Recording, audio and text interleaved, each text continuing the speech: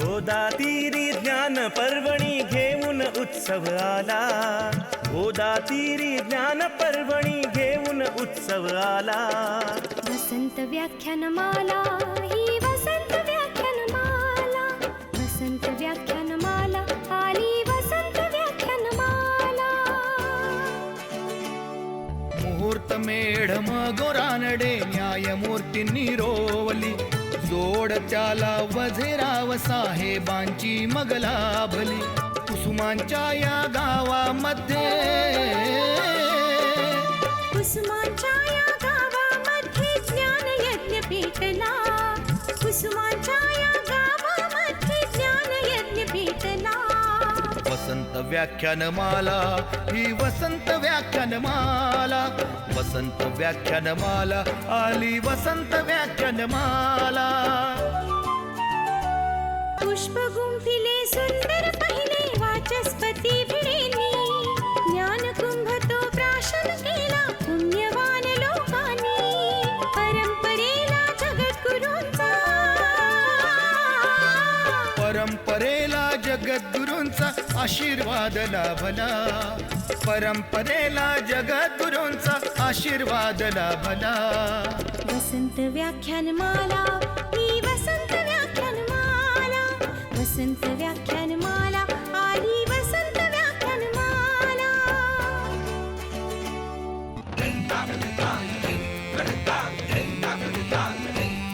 अहो देव मामलेदार पटांगण फुलू फुलू लागले, लोकहिताला शिलेदार ही निस्वार्थी लाभले. खडतर होता मार्ग तरी पण, खडतर होता मार्ग तरी पण जागर ना थांबला, खडतर होता मार्ग तरी पण जागर ना थांबला. वसंत व्याख्यानमाला ही वसंत व्याख्यानमाला, वसंत व्याख्यानमाला आली वसंत व्याख्यानमाला. गांधी नेहरू सरोजिनी अंधोंडो केशव कर्वे, स्वप्न दिले स्वातंत्र्यवीरांनी स्वतंत्रतेचे नवे. स्वरलतिकेचा स्वरसागर हा, स्वरलतिकेचा स्वरसागर श्री गोदेला भेटला. वसंत व्याख्यानमाला ही वसंत व्याख्यानमाला, वसंत व्याख्यानमाला आली वसंत व्याख्यानमाला. आचार्यात्रे हिंदुहृदय सम्राट धडाडून गेले, विचारवंतांच्या प्रतिभेचे दर्शन येथे घडले. प्रबोधनाच्या नव्या युगाचा, प्रबोधनाच्या नव्या युगाचा पुरस्कार हा झाला, प्रबोधनाच्या नव्या युगाचा पुरस्कार हा झाला. वसंत व्याख्यानमाला ही वसंत व्याख्यानमाला, वसंत व्याख्यानमाला आली वसंत व्याख्यानमाला.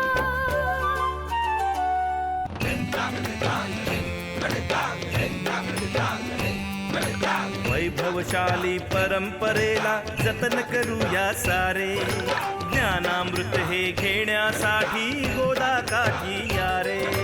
कला गुणांचा संस्कारांचा,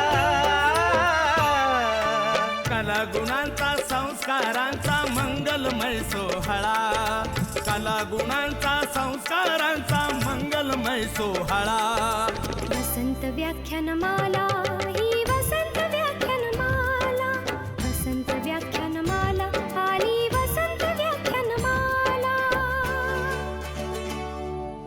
वसंत व्याख्यानमाला ही वसंत व्याख्यानमाला, वसंत व्याख्यानमाला ही वसंत व्याख्यानमाला, वसंत व्याख्यानमाला ही वसंत व्याख्यानमाला, वसंत व्याख्यानमाला ही वसंत व्याख्यानमाला.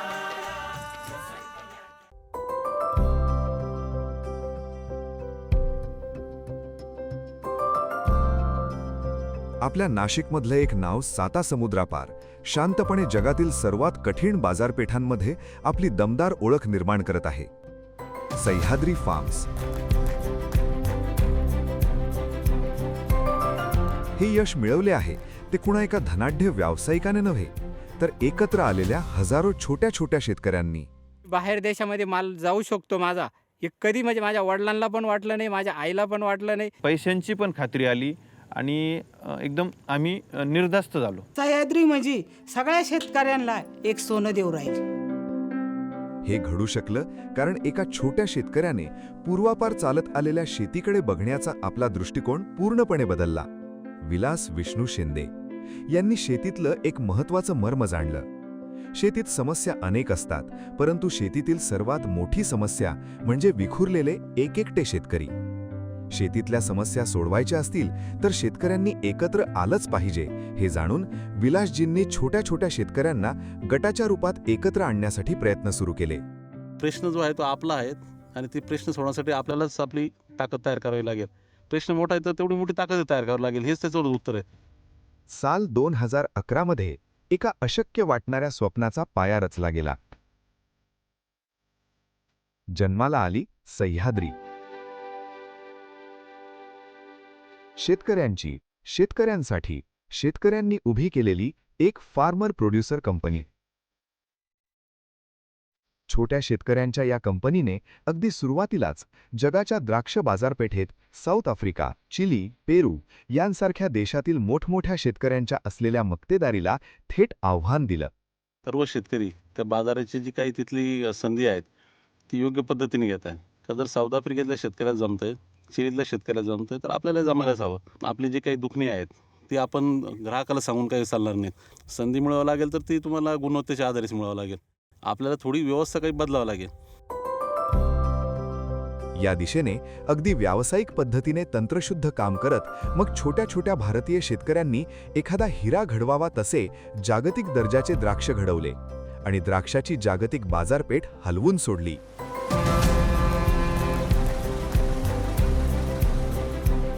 पाहता पाहता स्वतः पुढाकार घेऊन संशोधन आणि प्रयोग करून द्राक्षाच्या अनेक नवीन व्हरायटीचे उत्पादन सुद्धा सह्याद्रीने भारतात प्रथमच सुरू केले. अवघ्या काही वर्षांमध्येच युरोपसारख्या अतिशय कठीण बाजारपेठेत आपली पताका उंच रोवत सह्याद्री बनली भारतातील सर्वात मोठी द्राक्ष निर्यातदार कंपनी. शेतीकडे एक इंडस्ट्री म्हणून बघत या हजारो छोट्या छोट्या शेतकऱ्यांनी फार्म टू फोक या संकल्पनेवर आपला हक्क प्रस्थापित केला. संपूर्ण मूल्य साखळीवर आपला दावा सांगितला. यामुळे संपूर्ण नफा शेतकऱ्यांच्या पदरी पडू लागला. शेतकरी बनले कंपनीचे शेअर होल्डर्स. 2015 पासून मी या सह्याद्रीच्या कंपनीत भागीदार आहे. त्याच्यामुळं मला सह्याद्रीचा एक खूप मोठा अभिमान आहे. आज फक्त द्राक्षच नव्हे तर इतरही अनेक पिकांमध्ये सह्याद्रीने मोठी झेप घेतली आहे. उदाहरणार्थ टोमॅटो. हिंदुस्थान युनिलिव्हर या बहुराष्ट्रीय कंपनीचे किसान टोमॅटो केचप आणि फ्रूट जॅमचे उत्पादन सुद्धा सह्याद्रीमध्ये केले जाते. तुमच्या ताब्यात असलेला केचपही कदाचित सह्याद्रीने तयार केलेला असल्याची दाट शक्यता आहे.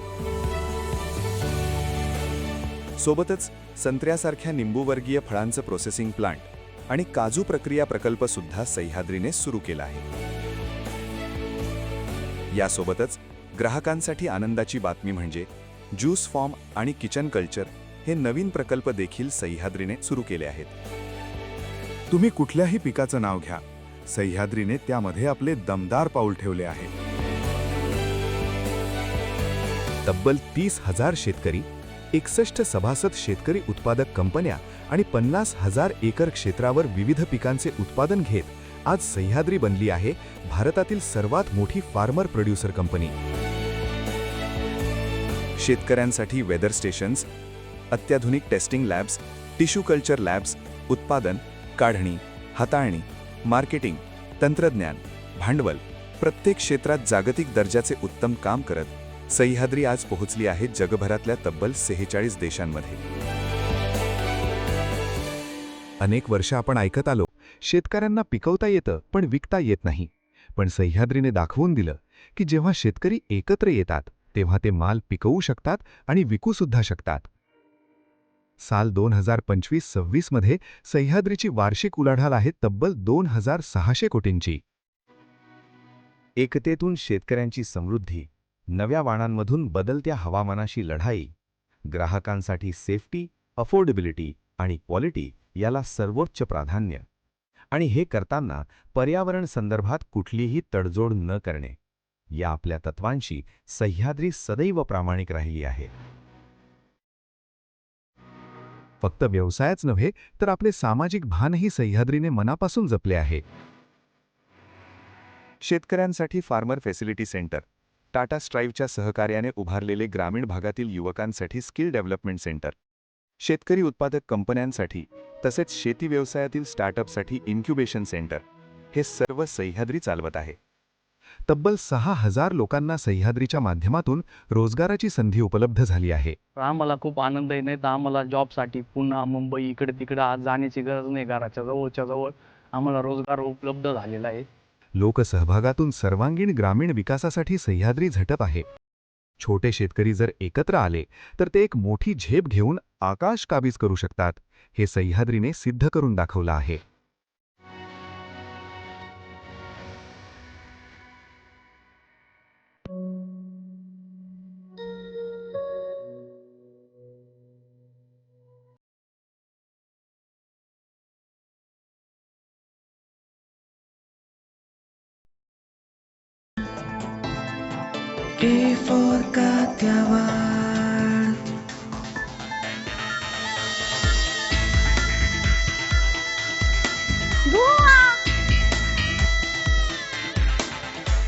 दीदी अरे इसे तैयार तो होने दो.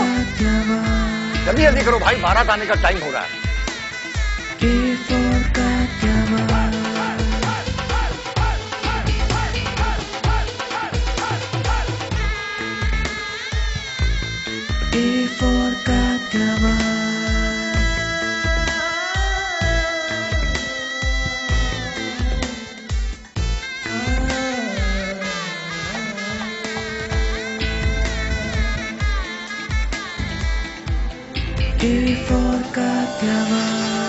के फॉर काठियावाड़, रिश्तों का अनोखा बंधन.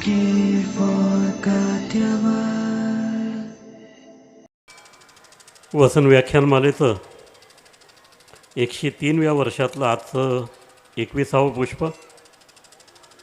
नाशिकमधील सुप्रसिद्ध सामाजिक कार्यकर्ते स्वर्गीय अण्णासाहेब वैशंपायन यांच्या स्मृतिप्रित्यर्थ आजचं पुष्प आपण आयोजित केलेलं आहे. भारतातली सगळ्यात मोठी फार्मर्स प्रोड्युसर कंपनी अशी ओळख असलेलं सह्याद्री फार्म हे 103व्या वर्षाच्या ज्ञानयज्ञाचं व्याख्यानमालेचे मुख्य प्रायोजक आहेत. त्याचबरोबर के फॉर काठियावाड हे आजच्या कार्यक्रमाचे प्रायोजक आहेत. कॉलेज रोड आणि नवीन नाशकातील त्रिमूर्ती चौक भागात काठियावाड हे मोठं शोरूम कपड्यांचं उपलब्ध आहे आणि विविध प्रकारचे अत्यंत उत्तम कपडे वाजवी दरात उपलब्ध करून देण्याचं काम के फॉर काठियावाड हे करत आहे. आजचं पुष्प गुंफण्यासाठी आपल्यामध्ये चित्रपट दिग्दर्शक सचिन जाधव व्यासपीठावर उपस्थित आहेत. टाळ्यांच्या गजरात आपण त्यांचं स्वागत करूया. त्याचबरोबर स्वर्गीय अण्णासाहेब वैशंपायन यांचे सुपुत्र पुष्कर शेठ वैशंपायन हेही व्यासपीठावर उपस्थित आहेत. सर्व पाहुणे, त्याचबरोबर आपण सर्व मान्यवर श्रोते आणि यूट्यूब आणि समाज माध्यमांवर तसेच केबल टी व्हीवर हे व्याख्यान ऐकणारे सर्व दर्शक यांचंही मी मनपूर्वक स्वागत करतो.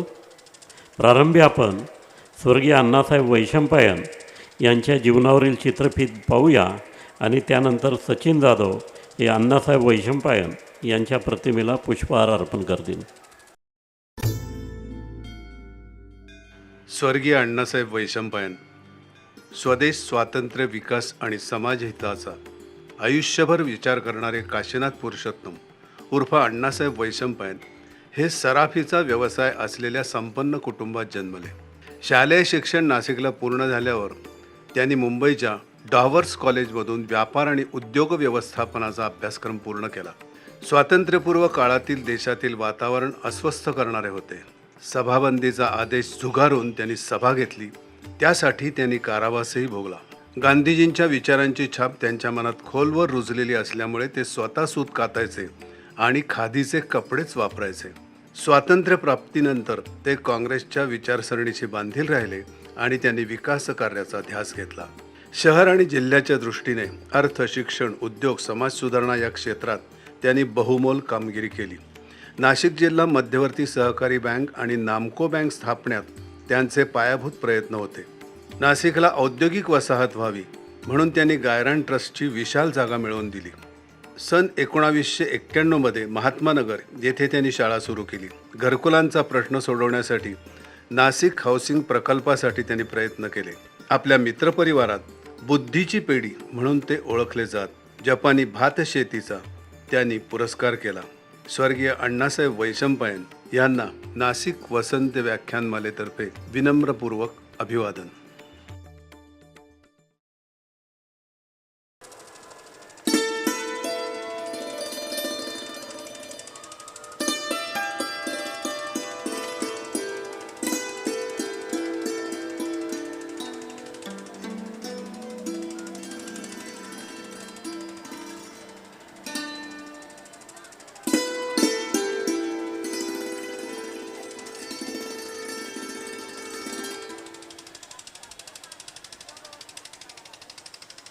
आता आपण आजचे वक्ते सचिन जाधव यांच्या कामाविषयीची चित्रफीत जाणून घेऊया. काही माणसं स्वप्न पाहतात, काही माणसं ते स्वप्नांचा पाठलाग करतात आणि काही माणसं स्वतःच एक प्रेरणा बनून जातात. ही गोष्ट आहे सचिन जाधव यांची. एका साध्या गावात वाढलेला मुलगा. ना फिल्मी बॅकग्राऊंड, ना मोठी ओळख, ना पैशांची ताकद, पण डोक्यात एक वेड होतं. सचिन तेंडुलकरला काहीतरी खास गिफ्ट द्यायचं. 1997-98चा काळ. संपूर्ण देश एका नावाने भारावला होता, सचिन तेंडुलकर. गावोगावची मुलं क्रिकेटमध्ये स्वतःची स्वप्न शोधत होती आणि त्याच काळात एका मुलाच्या मनात जन्म घेत होता तेंडल्या. हा फक्त चित्रपट नव्हता, तर सचिन तेंडुलकरवरील प्रेमातून जन्माला आलेली भावना होती.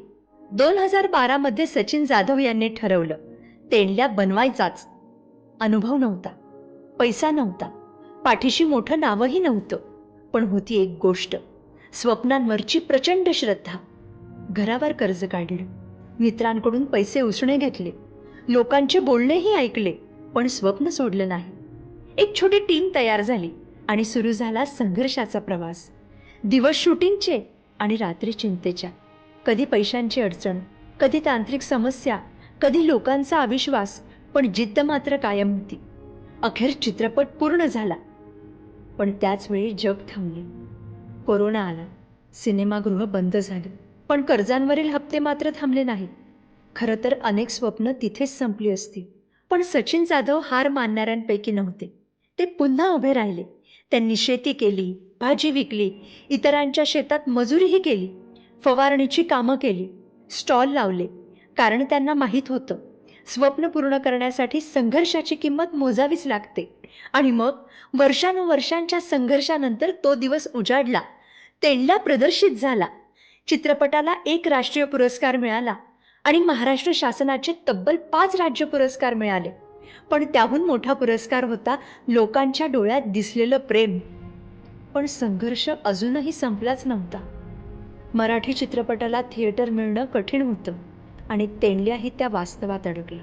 पण इथेही त्यांनी हार मानली नाही, कारण त्यांच्यासाठी हा सिनेमा फक्त मनोरंजन नव्हता, तो प्रेरणा होता, एक चळवळ होती. आणि तिथून सुरू झाला तेंडल्या आपल्या दारी हा उपक्रम. गावोगावी, शाळांमध्ये, कॉलेजमध्ये लोकांपर्यंत तेंडल्या पोहोचू लागला आणि अनेकांच्या मनात नवं स्वप्न जागा करू लागला. ही फक्त एका दिग्दर्शकाची गोष्ट नाही, ही प्रत्येक त्या माणसाची गोष्ट आहे जो परिस्थितीशी लढतो, झगडतो, हार मानत नाही आणि स्वतःचं स्वप्न जिवंत ठेवतो. सचिन जाधव फक्त एक नाव नाही, तर जिद्द, संघर्ष आणि स्वप्नांचा प्रवास आहे. व्याख्यानमालेच्या कार्याध्यक्षा संगीता बापना यांना विनंती करतो, आपण सचिन जाधव यांचा व्याख्यानमालेच्या वतीनं सत्कार करावा.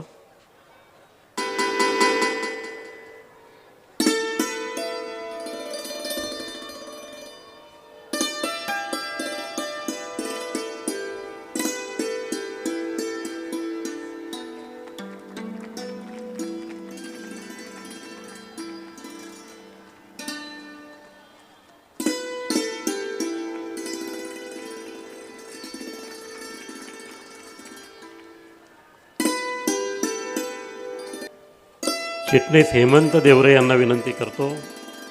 पुष्करशेठ वैशंपायन यांचा आपण स्मृतिचिन्ह देऊन सत्कार करावा.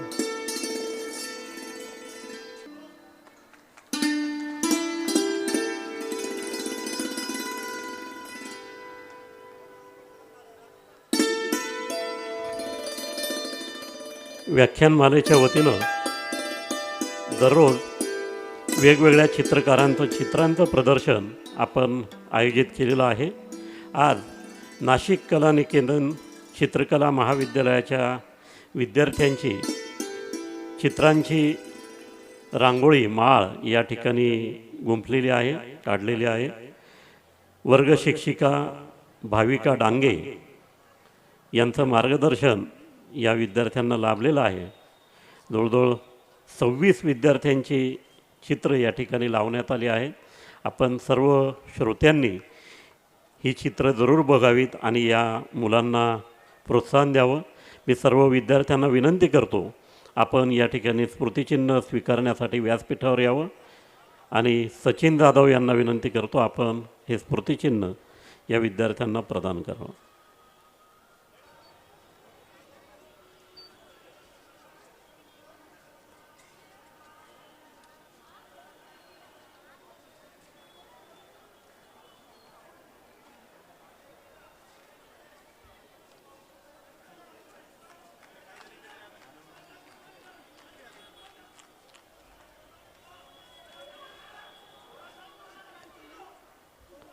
कुलकर्णी मॅडम, विशाखा कुलकर्णी मॅडम, आपणही या स्टेजवर.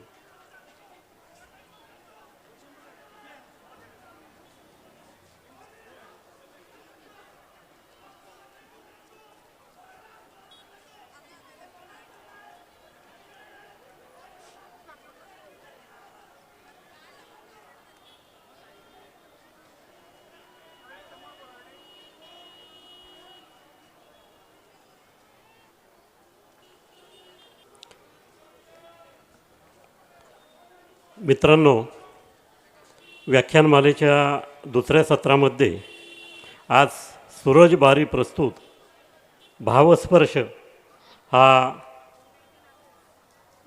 गाण्यांचा अतिशय सुंदर कार्यक्रम या ठिकाणी सादर होणार आहे.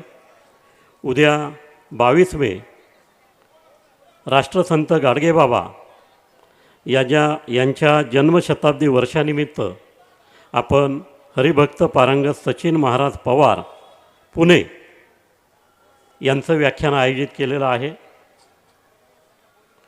दुसऱ्या सत्रामध्ये उमेश मालवी प्रस्तुत स्वराधीश मुकेश हा गाण्यांचा कार्यक्रम या ठिकाणी होईल. आणि डॉक्टर दिलीप चोपडेकर यांच्या चित्रांचं प्रदर्शन आयोजित केलेलं आहे.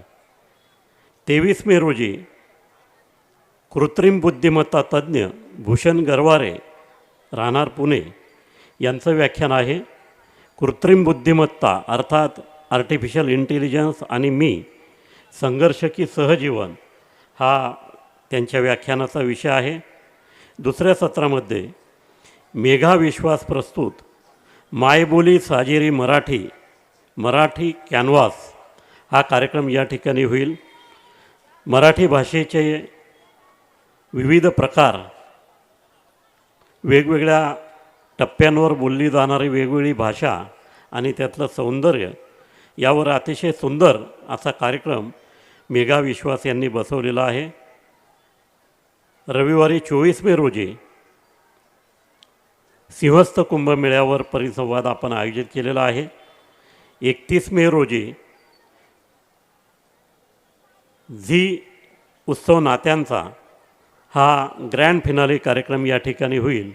या कार्यक्रमामध्ये झी मनोरंजन वाहिनीवरील अभिनेते, अभिनेत्री, गायक आणि निवेदक हे सहभागी होणार आहेत. आपण सर्व कार्यक्रमांना मोठ्या संख्येने प्रतिसाद द्यावा, उपस्थिती लावावी अशी आपल्याला विनंती करतो. आजचं मार्गदर्शन किंवा व्याख्यान ज्यांचं आहे सचिन जाधव, त्यांची आत्ताच आपण चित्रफीत बघितली आणि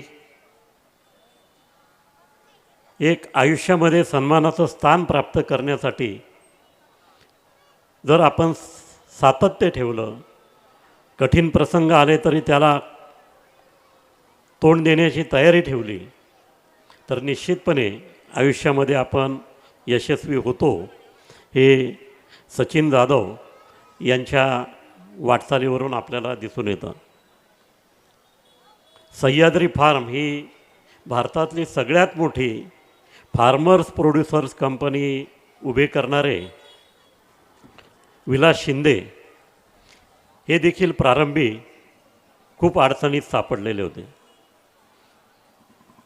एवढी अडचण निर्माण झाली होती की आत्महत्या करावी की काय असे विचार त्यांच्या मनामध्ये घोंगावत होते. परंतु चुकीचे विचार बाजूला ठेवले आणि सातत्यपूर्ण काम करत राहिले, तेव्हा आज भारताला अभिमान वाटावा, जगाला अभिमान वाटावा अशी 2600 कोटी रुपयांची उलाढाल असलेली सह्याद्री फार्म ही कंपनी विलास शिंदे आज चालवत आहे. तसंच प्रेरणादायी व्यक्तिमत्व आहे सचिन जाधव. त्यांची कथा जेव्हा विलास शिंदे यांनी ऐकली आणि त्यांनी सांगलीहून मला फोन केला की यंदा आपल्याला व्याख्यानमालेत सचिन जाधव यांचं व्याख्यान आयोजित करायचं आहे. एक खूप वेगळं आणि संघर्षशील असं व्यक्तिमत्व आहे. त्यांचं व्याख्यान ऐकून निश्चितपणे आपल्या नाशिककरांना, इथल्या मुलांना, इथल्या नागरिकांना प्रेरणा मिळू शकेल. मी सचिन जाधव यांना विनंती करतो, आपण आजच्या पुष्पास प्रारंभ करावा स्वप्नांचा पाठलाग करताना.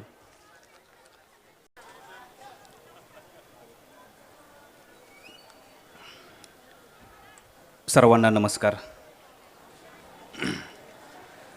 आपल्या या नाशिकचा अभिमान असणारी वसंत व्याख्यानमाला, ज्याच्यामध्ये अनेक राष्ट्रभक्तांनी इथं येऊन आपले विचार मांडलेत, तर अशा या व्यासपीठावरती आपल्या 103व्या व्याख्यानमालेच्या निमित्तानं मला इथं व्याख्यान म्हणण्यापेक्षा माझी कहाणी मी तुम्हाला सांगायसाठी मला इथं एक विलास शिंदे सर, श्रीकांत बेनी सर, त्याच्यानंतर बापना मॅडम आपली आणि वैशंपायन सर यांनी मला संधी दिली. त्यांचा मी खूप आभारी आहे आणि खूप आभार व्यक्त करतो. सुरुवातीच्या 1-2 मिनटामध्ये तुम्ही माझी कहाणी पाहिली असाल. स्वप्नांचा पाठलाग करताना हा विषय आहे आणि हे माझं स्वप्न आहे. म्हणजे प्रत्येकाचं एक स्वप्न असतं आणि हल्ली मला असं वाटतं की मुलांना स्वप्न पडायची बंद झाली आहेत, मोठी स्वप्न पडतच नाही आहेत. आणि माझं याच्या उलटं होतं. पहिल्यापासून मला मोठी स्वप्न पडत होतीत आणि हीच मोठी स्वप्न घेऊन मी 10वी केली, 12वी केली आणि त्यातलं माझं एक मोठं स्वप्न होतं की मला सचिन तेंडुलकरसारखं क्रिकेटर व्हायचं होतं. माझं बालपण गेलं 32 शिराळा. मी सांगलीच आहे. 32 शिराळामध्ये जिथं जिवंत नागांची पूजा केली जाते ते 32 शिराळा तालुका सांगली जिल्ह्यामध्ये आहे. डोंगराळ भाग आहे आणि त्या गावामध्ये हे सगळं माझं बालपण गेलं. सचिन तेंडुलकर जसा एका पिक पॉईंटला जात होता तसंच मलाही असं वाटायला लागलेलं की आपण पण सचिन तेंडुलकरसारखं व्हावं. आणि तिथं जो स्वप्नाचा एक जन्म झाला होता, तिथून मग मी माझ्या शेजारीचं वाळवा तालुका नावाचं वाळवा तालुका आहे आणि त्याच्यामध्ये ईश्वरपूर, ज्याला इस्लामपूर अगोदर म्हणायची तर त्याचं नाव बदललं, ईश्वरपूर झालं आहे. तर त्या ईश्वरपूरमध्ये मी 11-12वी केली. माझं अजून असं वाटायला लागलं की आपण जरी मोठं झालो तरी आपण स्वप्नांना आपण चेस करूयात. आणि याच इच्छेनं मी पुण्याला आलो. वयाच्या 18व्या वर्षी मी टेनिस बॉल सोडून मी लेदर बॉल घेतला आणि मी माझ्या पद्धतीनं प्रयत्न चालू केला या माझ्या स्वप्नाला पाठलाग करायचा. पण काही कंडिशन्स अशा होत्या, काही अशा गोष्टी घडल्या की मला ते स्वप्न बाजूला ठेवावं लागलं.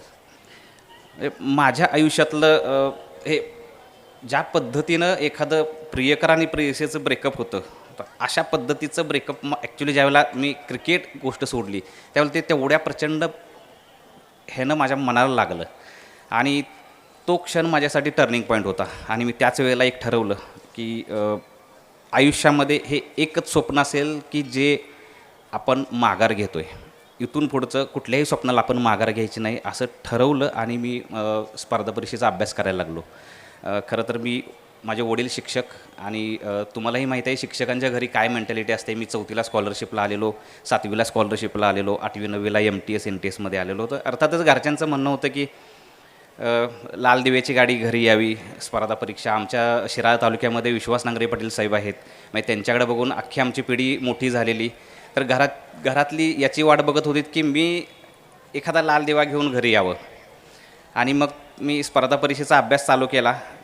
2012 साल होतं आणि पहिलाच अटेम्प्ट मी दिला होता. PSI, STI आणि राज्यसेवा पहिलाच माझा अटेम्प्ट होता आणि त्या पहिल्या अटेम्प्टमध्येच मी प्रिलिम पास झालेलो, मेन्स पास झालेलो. फक्त मुलाखत राहिली होती. एकाच महिन्यावरती फक्त मुलाखत होती. आणि डिसेंबर 2012ला एके रात्री मी मुलाखतीचा अभ्यास करत होतो आणि मी एक मेसमध्ये जेवत होतो आणि त्याच वेळेला अचानकच TV वरती एक बातमी आली. मी बघत होतो की सचिन तेंडुलकरनं वनडेतून रिटायरमेंट घेतली होती. अचानकच तडकाफडकी त्यानं निर्णय घेतला होता. मी क्रिकेट सोडलं होतं पण मी सचिन तेंडुलकरला सोडलं नव्हतं. म्हणजे की आपल्यासमोर एखादा आयडल असतं तर त्याचं आपण काहीतरी आपण सद्गुण घेत असतो आणि ते घेत मी पुढं जात होतो. आणि तो एक माझ्यासाठी टर्निंग पॉईंट होता. ती रात्र माझ्यासाठी एक टर्निंग पॉईंट होती. मी विचार करायला लागलो. अचानकच माझी बुद्धी थांबली आणि तो लॉजिकल निर्णय नव्हता. मला अचानकच असं वाटायला लागलं की सचिन तेंडुलकरनं आपल्या लाईफमध्ये एवढं काही काही भरभरून दिलेलं आहे, म्हणजे लाईफ आपलं समृद्ध केलेलं आहे. तर आपण पण सचिनला काहीतरी दिलं पाहिजे, कारण तो परत कधी क्रिकेट खेळताना मला दिसणार नव्हता आणि त्याला काहीतरी गिफ्ट द्यावं असं मला वाटायला लागलं. आणि ॲक्च्युली हा खरं तर माझा बुद्धीचा आणि भावनेचा संघर्ष होता. म्हणजे रात्रभर माझा तो चालला होता की आपण मुळात एका महिन्यावरती आपण मुलाखत आलेली आहे. एका बाजूला कम्फर्ट लाईफ आहे, म्हणजे ते एज असं होतं माझे 26-27 वयाचा मी होतो आणि ह्या वयामध्ये माझे जे सगळे मित्रमंडळी होते ती सगळ्यांनी सेटल झाले होते, काही सेटल होण्याच्या मार्गावरती होते आणि आपल्या हातामध्ये अगदी जवळ आपलं एका बाजूनं यश येत असताना आपण असं काहीतरी वेगळा निर्णय घ्यावा का, हे सोडून आपण सचिनला एखादं गिफ्ट द्यावं का, असं बुद्धीचा आणि माझ्या भावनेचा खूप संघर्ष चालला होता. दुसऱ्या बाजूनं मी विचार करत होतो की सचिनला गिफ्ट द्यायचं काय, कारण सचिन तेंडुलकरला तर ॲक्च्युली सगळंच आहे त्याच्याकडं. खूप विचार केला मी. बरीच गिफ्ट आपण जे नॉर्मली आपण वाढदिवसाला देतो, आपण कविता म्हटलं कविता लिहावी का किंवा असं काही गिफ्ट द्यावं की त्याला ते कायमस्वरूपी लक्षात राहावं. विचार केला पण मला तसं गिफ्ट काही सुचत नव्हतं. आणि पहाटे मला एक क्लिक झालं की जर समजा आपणच जे जगलो आहे, आपण लहानपणी जे जगलो आहे आणि जे सचिनवरचं प्रेम आपल्या गावानं दिलं आहे, तर ते सगळंच आपण जर एका चित्रपटात जर मांडलं आणि ते जर आपण सचिनला गिफ्ट दिले तर ते एक एव्हरग्रीन गिफ्ट ठरेल, एक ती कायमस्वरूपी चिरतरुण गिफ्ट ठरेल. असा विचार केला आणि म्हणजे मी गिफ्ट तर ठरलं होतं की सचिनला आपण चित्रपट गिफ्ट द्यायचा होता. त्या स्टेजला माझा आणि चित्रपटाचा खरं तर कोणताही संबंध नव्हता.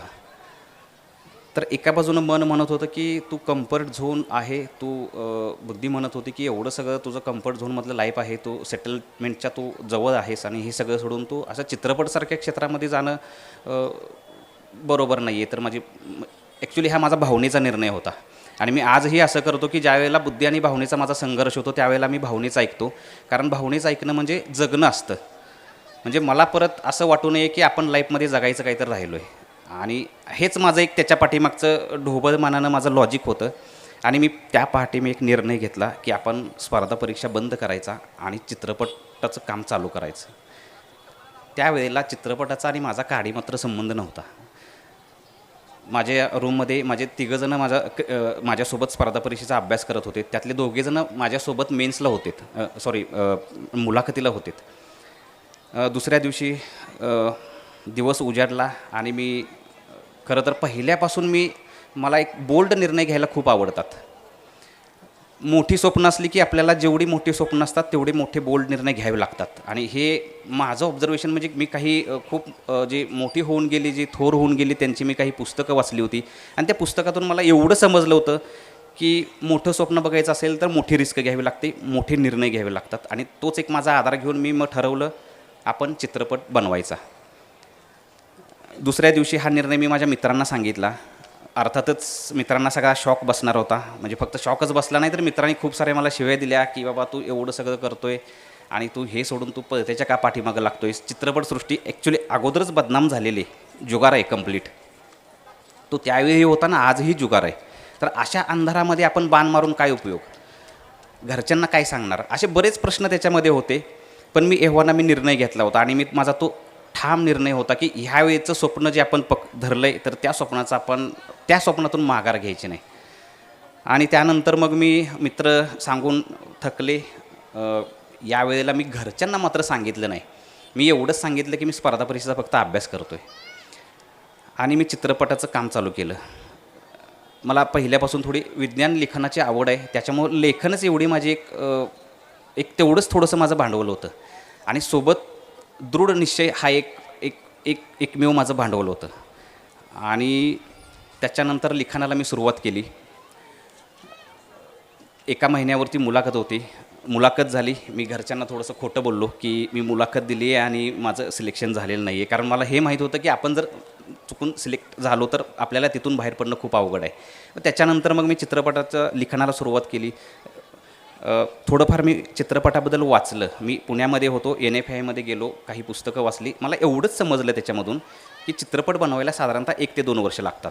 त्याच्यामध्ये 6 महिने, 3-4 महिने चित्रपट लिहायला लागतात. आपण जे पटकथा म्हणतो, पटकथा लिहायला लागतात. त्याच्यानंतर पुढचे 1-2-3 महिने आपण शूटिंगला लागतात.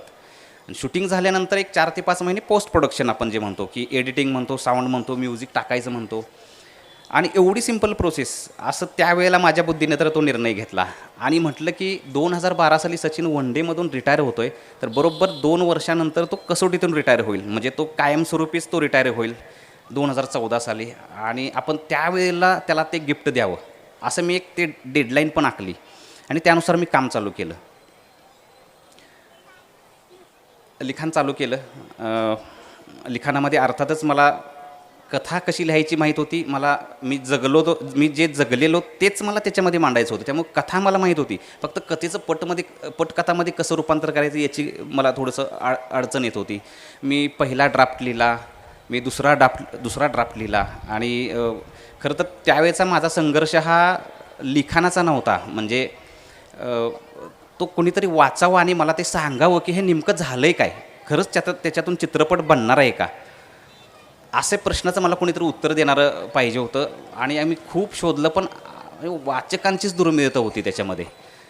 आणि त्याच्यानंतर मग एक जण मला भेटले इंडस्ट्रीमधले आणि त्यांनी मला सांगितलं की अरे तू जे लिहिलंयस ना, म्हणजे तो एक 500 पानांचा ठोकळा झाला होता. आणि ते म्हटले की अरे तू हा 10 तासाचा सिनेमा होईल त्याच्यामध्ये. त्यांनी तो अर्थातच वाचला नाही. मग त्याच्यानंतर मी पुढं लिहायला लागलो. 2रा ड्राफ्ट झाला, 3रा ड्राफ्ट झाला. परत मी काही जणांना दाखवलं. पुन्हा मग त्याच्यामध्ये त्यांनी सांगितलं की अरे हा 4 तासाचा सिनेमा आहे, 5 तासाचा सिनेमा आहे. मला काहीच अंदाज येत नव्हता त्याच्यामध्ये. आणि हे करता करता साधारणतः 1-1.5 वर्ष निघून गेलं. एका बाजूनं घरची वाट बघतायत की असं काय झालं की हा प्रत्येक एक्झाममध्ये बऱ्यापैकी पहिल्या दुसऱ्या अटेम्प्टला क्लिअर होणारा मुलगा ह्याला यशच कसं काही येत नाही आहे. त्यामुळं घरची पण माझी वाट बघत होती. आणि माझं एका बाजूनं 2 वर्ष झालं, माझे 8-10 ड्राफ्ट झाले लिखाणाचे, तरी मी लिखाणच करत होतो. 2 वर्ष झाली. सचिननं 2014 साली रिटायरमेंट घेतली, तरीही मी फक्त लिखाणातच होतो. म्हटलं की आपलं जरा अजून बरेच पेशन्स धरावं लागणार आहे. आणि मी लिखाण करता करता मला काही मित्रांनी थोडं जागं केलं की अरे ह्या लिखाणाच्याही पलीकडं काहीतरी आहे अजून, चित्रपट बनवणं म्हणजे लिखाण नाही आहे. मग मी थोडा जागा झालो आणि त्याच्यानंतर त्यांनी मला पुढची स्टेप सांगितली की ह्या लिखाणापेक्षाही निर्माता शोधणं सगळ्यात अवघड गोष्ट आहे. मी याचा विचारच केला नव्हता. मग मी तिथंच ठेवला, मी माझा ड्राफ्ट तिथंच ठेवला. म्हटलं की आपण आता नंतर निर्माताला आपण दाखवणे इतपत तर आपण बनवलेलं आहे. त्याच्यानंतर मी निर्माता शोधायला सुरुवात केली. याच्यामध्येच माझ्या लिखाणामध्येच 2 वर्ष गेली. आणि त्यानंतर मला माहीत होतं की पहिला आपल्याला अनुभव नाही आहे, आपण चित्रपट कधी बनवलेला नाही, तर आपल्यावरती अर्थातच कोणी निर्माता लगेच विश्वास ठेवणार नाही आहे. आणि मी काही त्यावेळेला बातम्या वाचल्या होत्या. त्यावेळेला टिंग्या चित्रपट आला होता, कदाचित ऐकला असेल. त्या जो मंगेश हडवळे आहे, जो दिग्दर्शक आहे, तर त्याचा तो पहिला चित्रपट त्याला 30-40 निर्माते शोधावे लागले, तर कुठला तो 41वा निर्माता मिळाला. मग मी हे सगळ्याचा अभ्यास करून मी हे ठरवलं की आपल्या पण नशिबामध्ये संघर्ष असणार आहे. कोणीही आपल्याला 1.5-2 कोटी असं लावायला तयार होणार नाही आहे.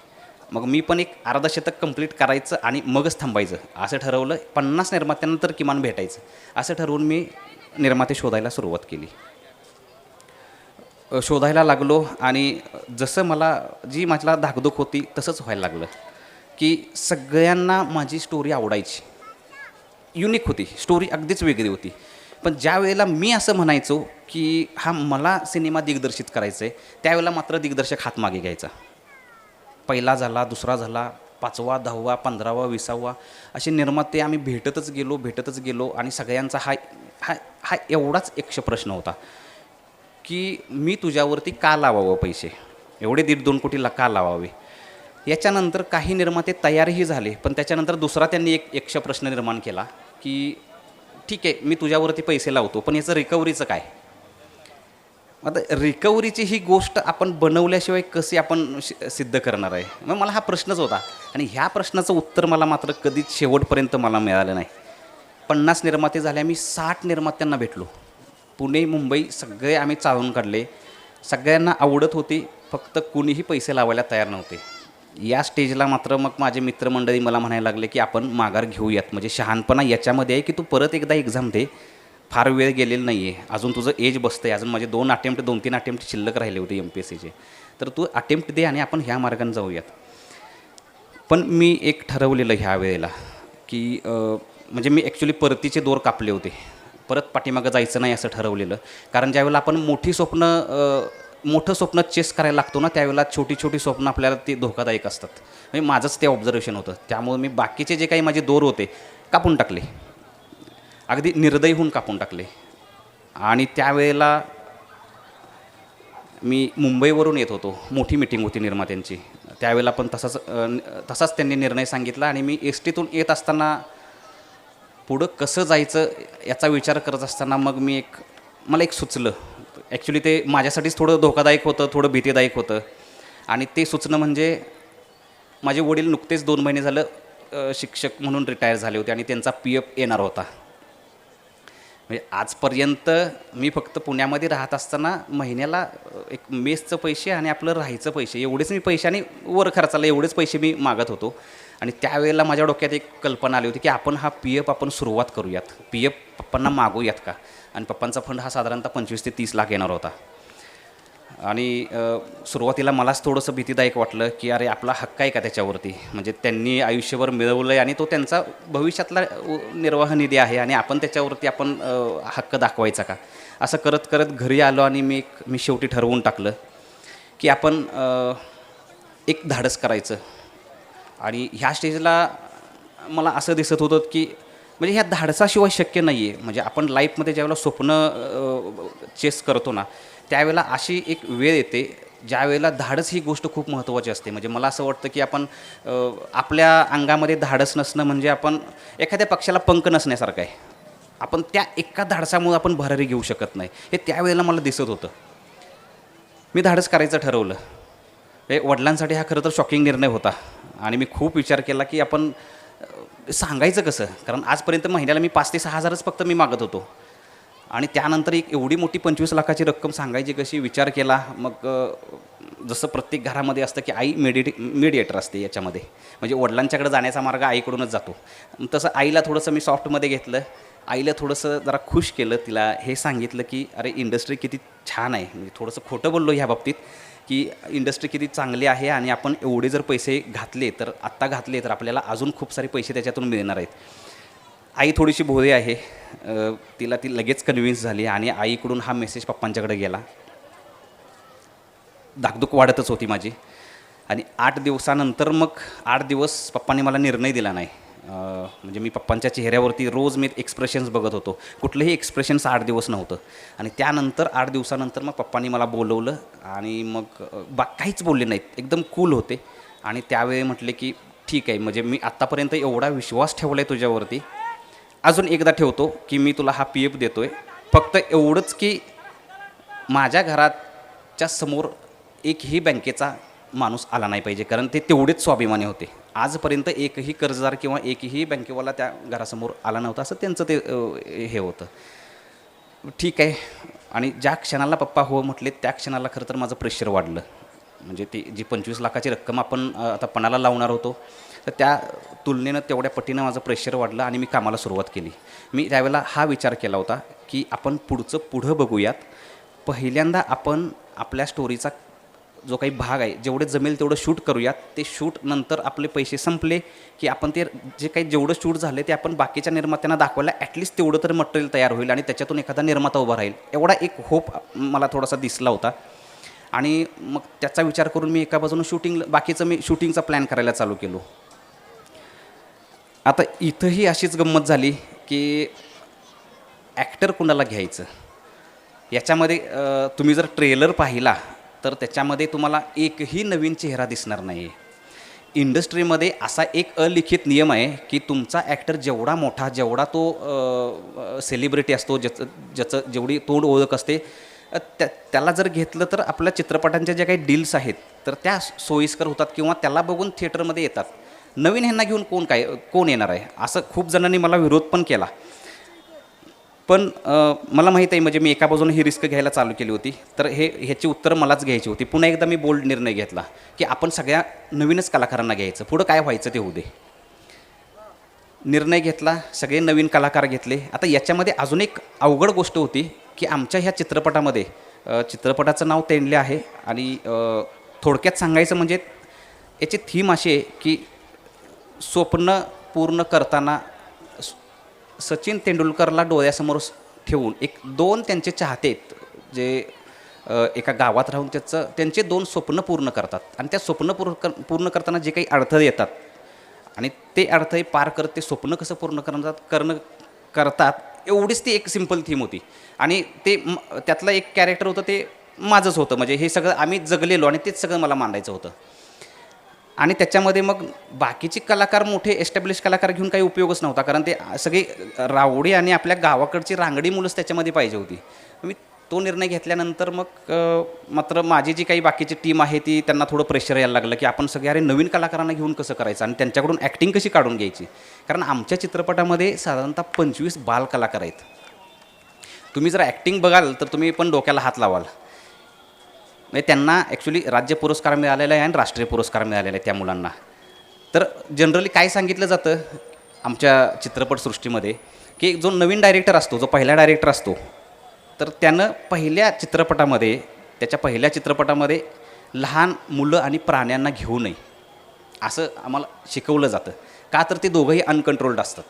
आणि आमचं इकडं बघायचं झालं तर अख्खी बटालियनच होती आमच्या सिनेमामध्ये लहान मुलांची.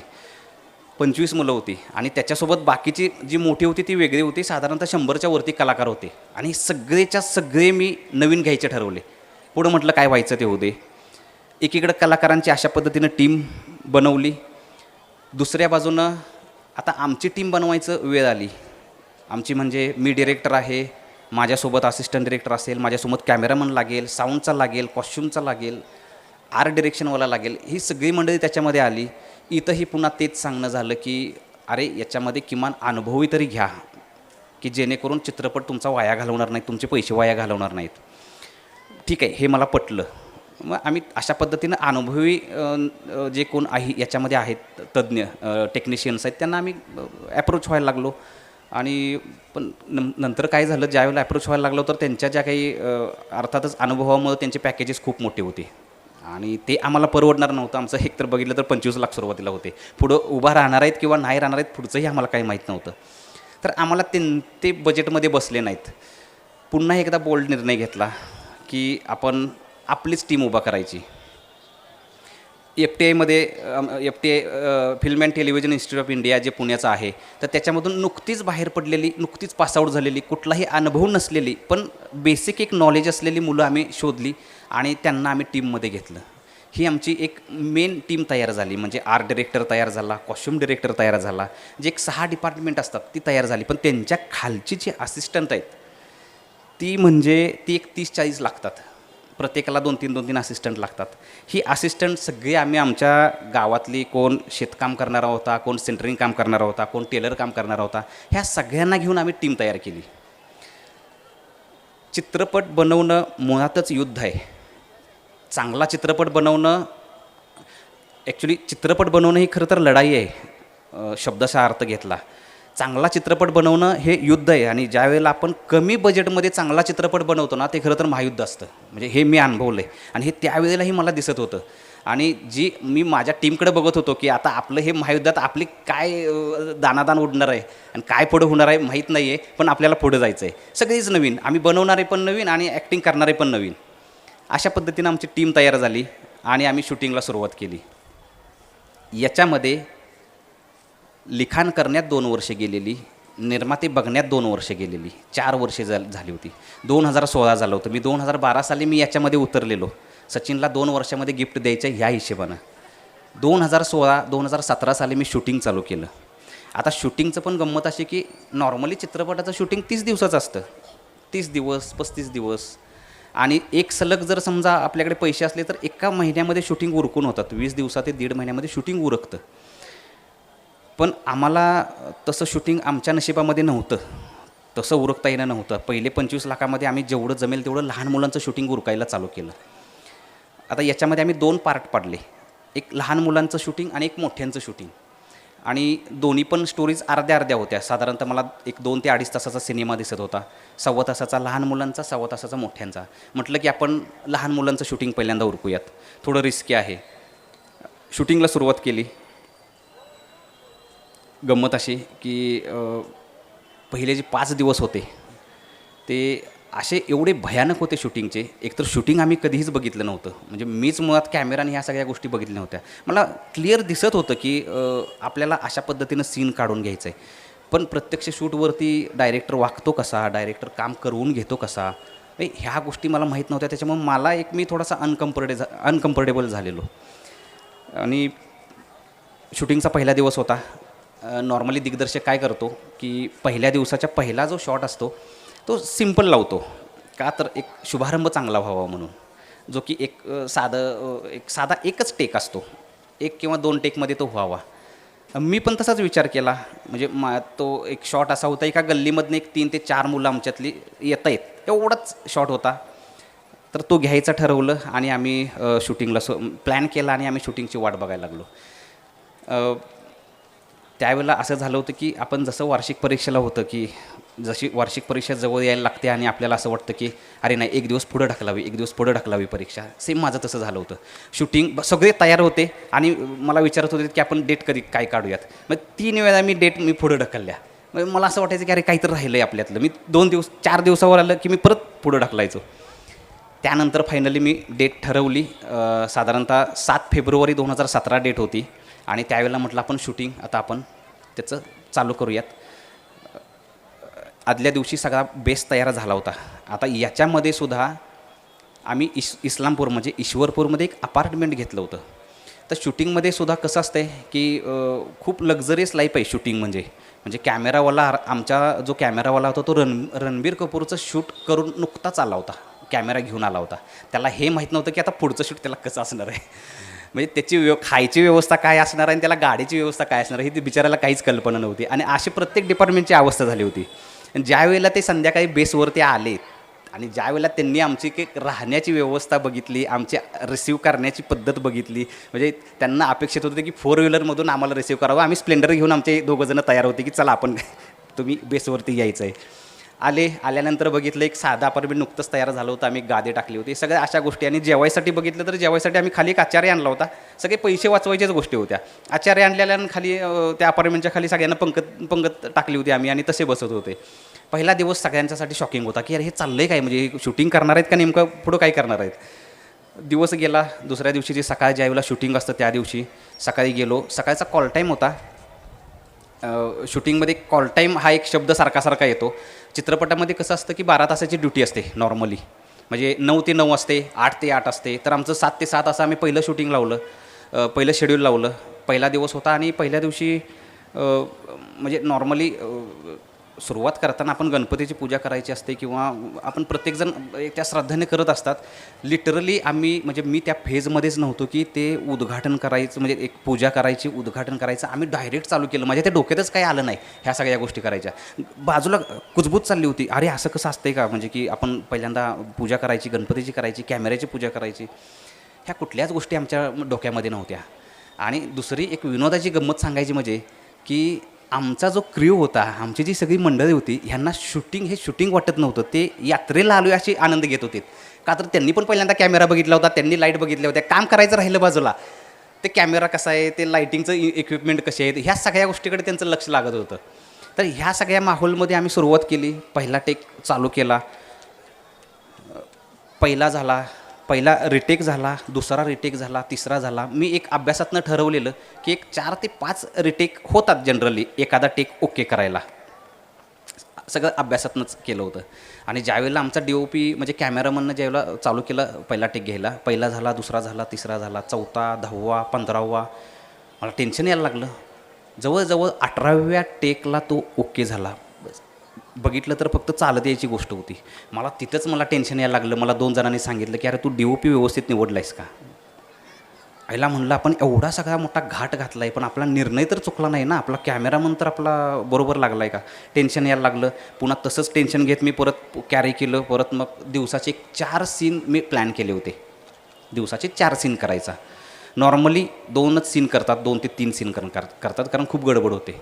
आणि आम्ही एवढं पळलो, पण आमचा एकच सीन झाला दिवसाचा.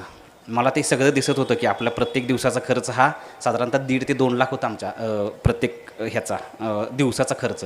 आणि आजपर्यंत मी घरातले एवढे पैसे अशा स्पीडनं मी कधी घालवले नव्हते. म्हणजे महिन्याला मी 4-5 हजार घालवायचो. यावेळेला 1.5 लाख गेल्यानंतर मला असं दिसायला लागलं की अरे आपण एवढ्यात 2 शाईन घेतली, 3 स्प्लेंडर घेतले असत्या, 2 शाईन घेतले असत्या, घरात असं केलं असतं.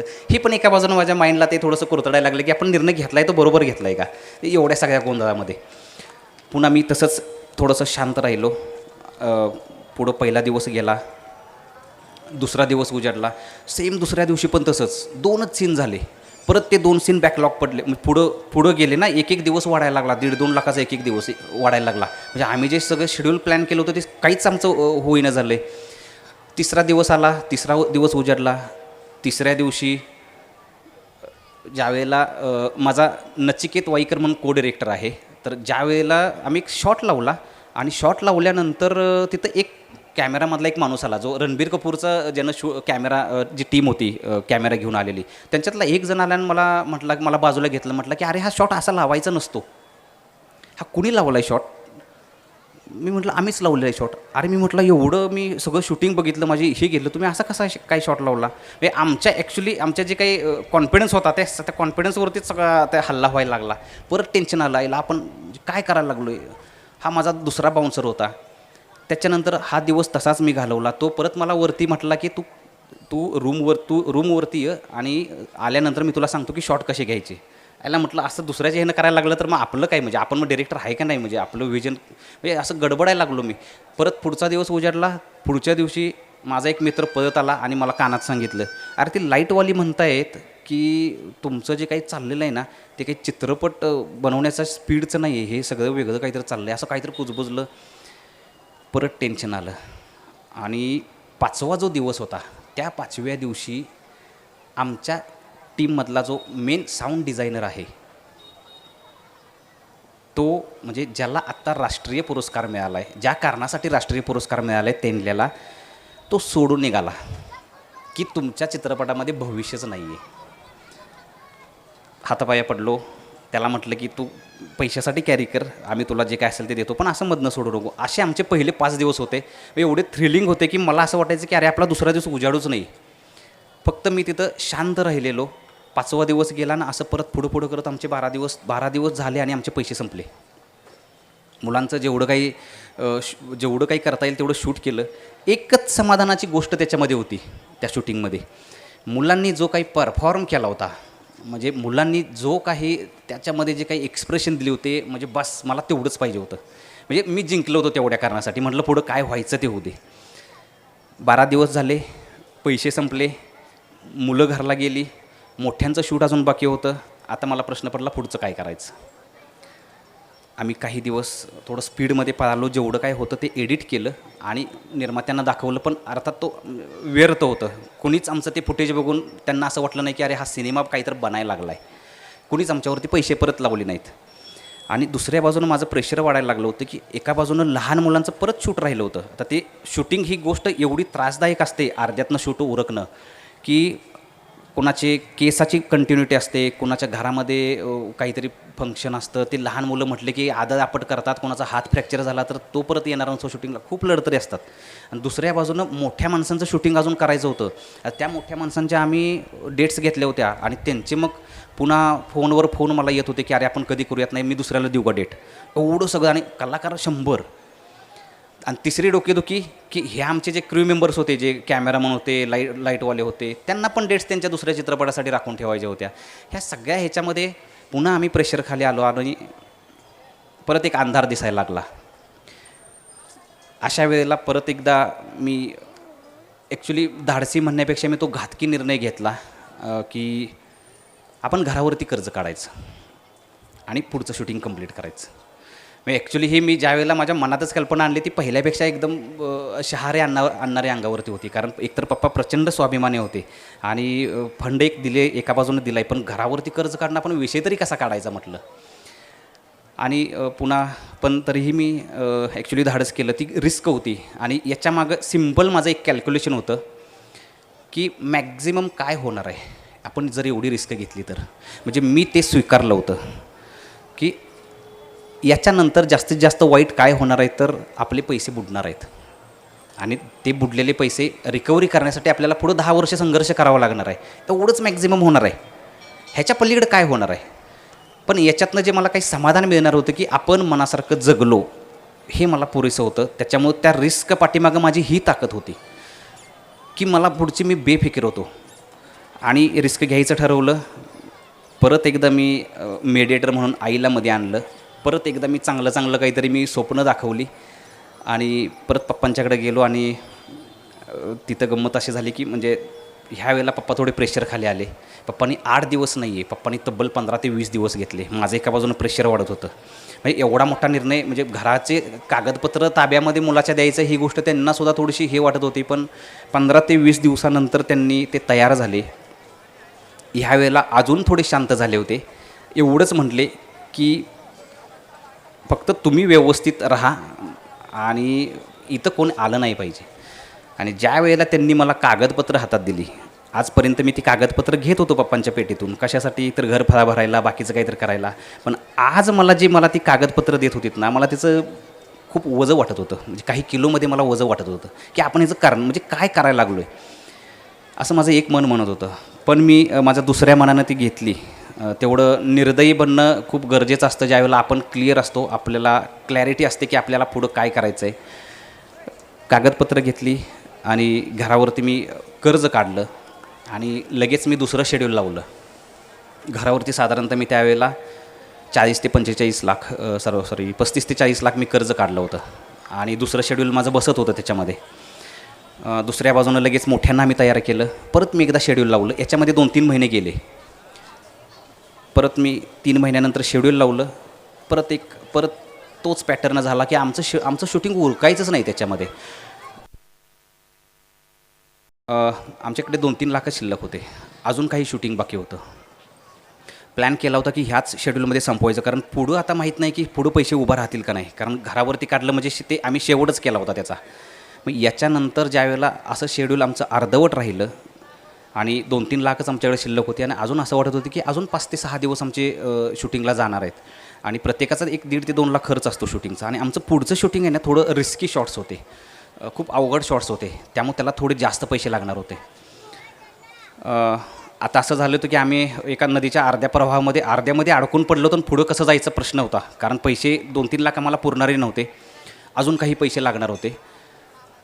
विचार केला आणि परत एकदा रिस्क घ्यायचं ठरवलं. म्हणजे घरचं आमचं 4.5 एकर रान आहे आणि ॲक्च्युली त्या रानावरती पण परत कर्ज काढायचं ठरवलं. म्हणजे मी पण त्या एका फेजला अशा लेवलला गेलेलो की आता आपण माघार घ्यायची नाही आहे, कारण आपल्या ह्याच्यावरती खूप जणांचं अवलंबून आहे. म्हणजे माझं तर लागलं आहे पणाला, घरच्यांचं लागलं आहे, पण ह्याच्यावरती खूप साऱ्या कुटुंबांचं ते पणाला लागलं होतं. त्याच्यामुळे म्हटलं की कसल्याही परिस्थितीत माघार घ्यायची नाही. तिसरं शेड्यूल आम्ही संपवायचा प्रयत्न केला. दुर्दैवानं काय व्हायचं की आम्हाला ॲडजस्टमेंट अजिबात आवडायची नाहीत. मला अजूनही तडजोड आवडत नाही. म्हणजे आम्ही क्रिएटिव्हिटीला कुठंच तडजोड केली नाही आणि ह्याचा तोटा असा झाला की आमचं शूटिंग वाढायला लागलं. ते मारुतीच्या शेफ्टीप्रमाणे वाढायला लागलं. 6 दिवस शूटिंग लागलं, पण शूटिंग संपलंच नाही त्याच्यामध्ये. परत आम्हाला असं वाटलं की अजून 4 दिवसाचं शूट बाकी आहे. पैसे तर मात्र संपले, कारण ह्या वेळेला घरावरती जेवढे कर्ज मिळालं होतं तेवढं रानावरती मिळालं नाही, कारण रानावरती तसं भेटतच नाही आहे फार. रानावरचं कर्ज संपलं आणि पुढचं अजून 4 दिवसाचं शूट बाकी होतं. आम्ही अशा फेजला होतो की आता काहीही करून कंप्लीट करायचं आहे. त्यानंतर हे सगळं बघून माझे मित्रमंडळी समोर आले. माझ्या मित्रमंडळींनी जमेल त्या मार्गानं, म्हणजे अक्षरशः कोणी घरातलं सोनं नाणं ठेवलं, कोणी सॅलरी स्लिपवरती पैसे काढले. नुकतंच माझ्या एका मित्राचं लग्न झालं होतं, पुण्यातला मित्र आहे तो. त्या मित्राचं लग्न झालं होतं, त्याच्या बायकोचं जेवढं काही सोनं आणून माझ्यासमोर ठेवलं होतं. ते मला प्रेशराइज्ड होत होतं की एवढ्या चांगल्या सद्भावना आणि एवढ्या चांगल्या गोष्टी आहेत, तर ते आपण ते एक प्रेशर मी फील करत होतो. पुढं कसं जायचं, एक वेगळाच अनुभव होता. म्हणजे मी हा एक पहिल्यापासून अनुभव घेतो की आपण खरंच मनापासून जर मोठ्या गोष्टी करायला लागलो ना, तर आपल्या पाठीमागं प्रत्यक्ष आणि अप्रत्यक्षपणे खूप हात येतात. आणि हीच माझी खरं तर ताकद आहे. आणि आजही ह्या सगळ्या गोष्टी घडत आहेत. आणि त्या छोट्या छोट्या ॲक्टिव्हिटीमधून मला तो विश्वास प्रचंड वाढत होता. त्यामुळे मी प्रचंड बेफिकीर होत होतो ह्या गोष्टीतनं. काय व्हायचं आहे ते होऊ दे, आपल्या पाठीमागं सद्भावना आहेत, आपल्या पाठीमागं माणसं आहेत, आपण करतोय ते चांगलंच करतोय. म्हणून मी या सगळ्यांची मदत घेतली. शेड्यूल लावलं, परत 5-6 दिवसाचं लावलं. आता हे मी सगळं प्रत्येकी 2-2 महिन्याच्या गॅपनं लावलेलं. 2017 साली आम्ही शूटिंग चालू केलं होतं. 2017चा डिसेंबर संपला होता, जानेवारी फेब्रुवारी उजडलेलं, तरी आम्ही शूटिंगच करत होतो. शूटिंग बघितलं तर 40 ते 50 दिवसाचं होतं. पण आम्ही 3-3 महिन्याच्या गॅपनं 6 दिवस, परत 2 महिन्याच्या गॅपनं 5 दिवस, आमचे पैसे उभं राहायचे तसे आम्ही करायचो. याच्यामध्ये ह्या कंटिन्युटीमध्ये एवढा ताप झाला आणि याच्यामध्ये आमच्या मुलांनी, लहान पोरांनी म्हणा, एवढं त्यांनी सहन केलं आहे ना. ते वर्गात ते केस वाढलेली असायची कोणाची, ती शिक्षकांचा एवढा त्यांनी मार खाल्ला आहे की तुमचं शूटिंग कधी संपणार, असं शिक्षकच नाही, आमचे पाहुणे मंडळी, आमचे सगळे जेवढे काही आसपासचे आहेत ना, ते त्यांना एवढंच माहीत की शूटिंग 20 दिवसाचं असतं आणि शूटिंग संपवायचं असतं आणि शूटिंग झाले की पिक्चर यायचा असतो. 2017 साली आमच्यासोबत ज्यांनी शूटिंग चालू केलं होतं, ज्या चित्रपटांनी, ते चित्रपट थिएटरला येऊन गेले होते, तरी आमचं शूटिंग चालूच होतं. 2018 उजाडलं आणि त्यानंतर आमचं हे शूटिंग संपलं. पण तरी पण आम्हाला असं वाटलं की अजून 4 दिवसाचं शूटिंग बाकी आहे. परत 2-2 दिवसाच्या शूटिंगला आम्ही 3-3 दिवसाच्या शूटिंगला आम्ही सावकारी कर्ज काढलं. एवढं बेभान झालेलं ना त्याच्यामध्ये. आणि त्यावेळेला आमचं क्रेडिटच सगळं संपलं होतं. आम्ही 5% ते 10%च्या हिशेबानं आम्ही सावकारी कर्ज काढलं. परत 3 दिवसाचं आम्ही शूटिंग संपवलं, परत 3 दिवसाचं संपवलं. असं करत साधारणतः 1.5 वर्ष लागलं आम्हाला शूटिंग संपवायला. आणि फायनली आम्ही शूटिंग संपवलं. म्हणजे मी मगाशी जसं म्हटलं की नॉर्मली आपण आपल्याकडे पैसे असतील तर खूप शूटिंग करणं खूप एन्जॉयबल गोष्ट आहे. म्हणजे मी एक कलाकार आहे आणि प्रत्येक कलेमध्ये एक आनंद असतो. चित्रपट बनवण्यामध्ये पण आनंद आहे, पण ही कला साकार करताना आम्हाला आनंदही नावाची गोष्टच लांब. आम्हाला दुसरा दिवस उजाडू नये असं वाटत होतं. बरं, त्याच्या पुढचं टेन्शन की आपण जे शूट केलं ते नेमकं असणार तरी कसं आहे, म्हणजे त्याचं आपण एवढे पैसे घालवलेत तर ते जोडल्यानंतर दिसणार तरी कसं आहे, ह्याचं पण एक वेगळं प्रेशर होतं. आणि त्याच्यानंतर मग फायनली एडिट करायला आम्ही टेबलवरती घेतलं, एडिट चालू केलं. एडिट जसं चालू होईल, जसं शॉर्ट्स लागतील, तसं एक मनाला जे एक समाधान वाटतं ना की बस आपण मनासारखं जगलो, ते मला समाधान मिळायला लागलं. म्हणजे आम्हालाच विश्वास नव्हता की अरे आपण एवढं चांगल्या पद्धतीनं काम करून घेतलं आहे, हे आम्हालाच भारी वाटायला लागलं. एडिट झालं आणि त्यानंतर लगेच आम्ही नॅशनल अवॉर्ड जो भेटतो डिसेंबर 2018ला आम्ही लगेच नॅशनलला आम्ही पुरस्काराला पाठवून दिली फिल्म. म्हटलं बघूयात.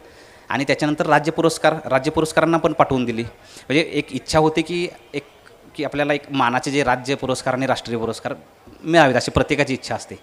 आणि त्यानंतर अर्थातच असंच घडलं की 2019 साली ऑगस्टला पहिल्यांदा राष्ट्रीय पुरस्काराचा निकाल लागला आणि त्याच्यामध्ये एक आम्हाला राष्ट्रीय पुरस्कार मिळाला.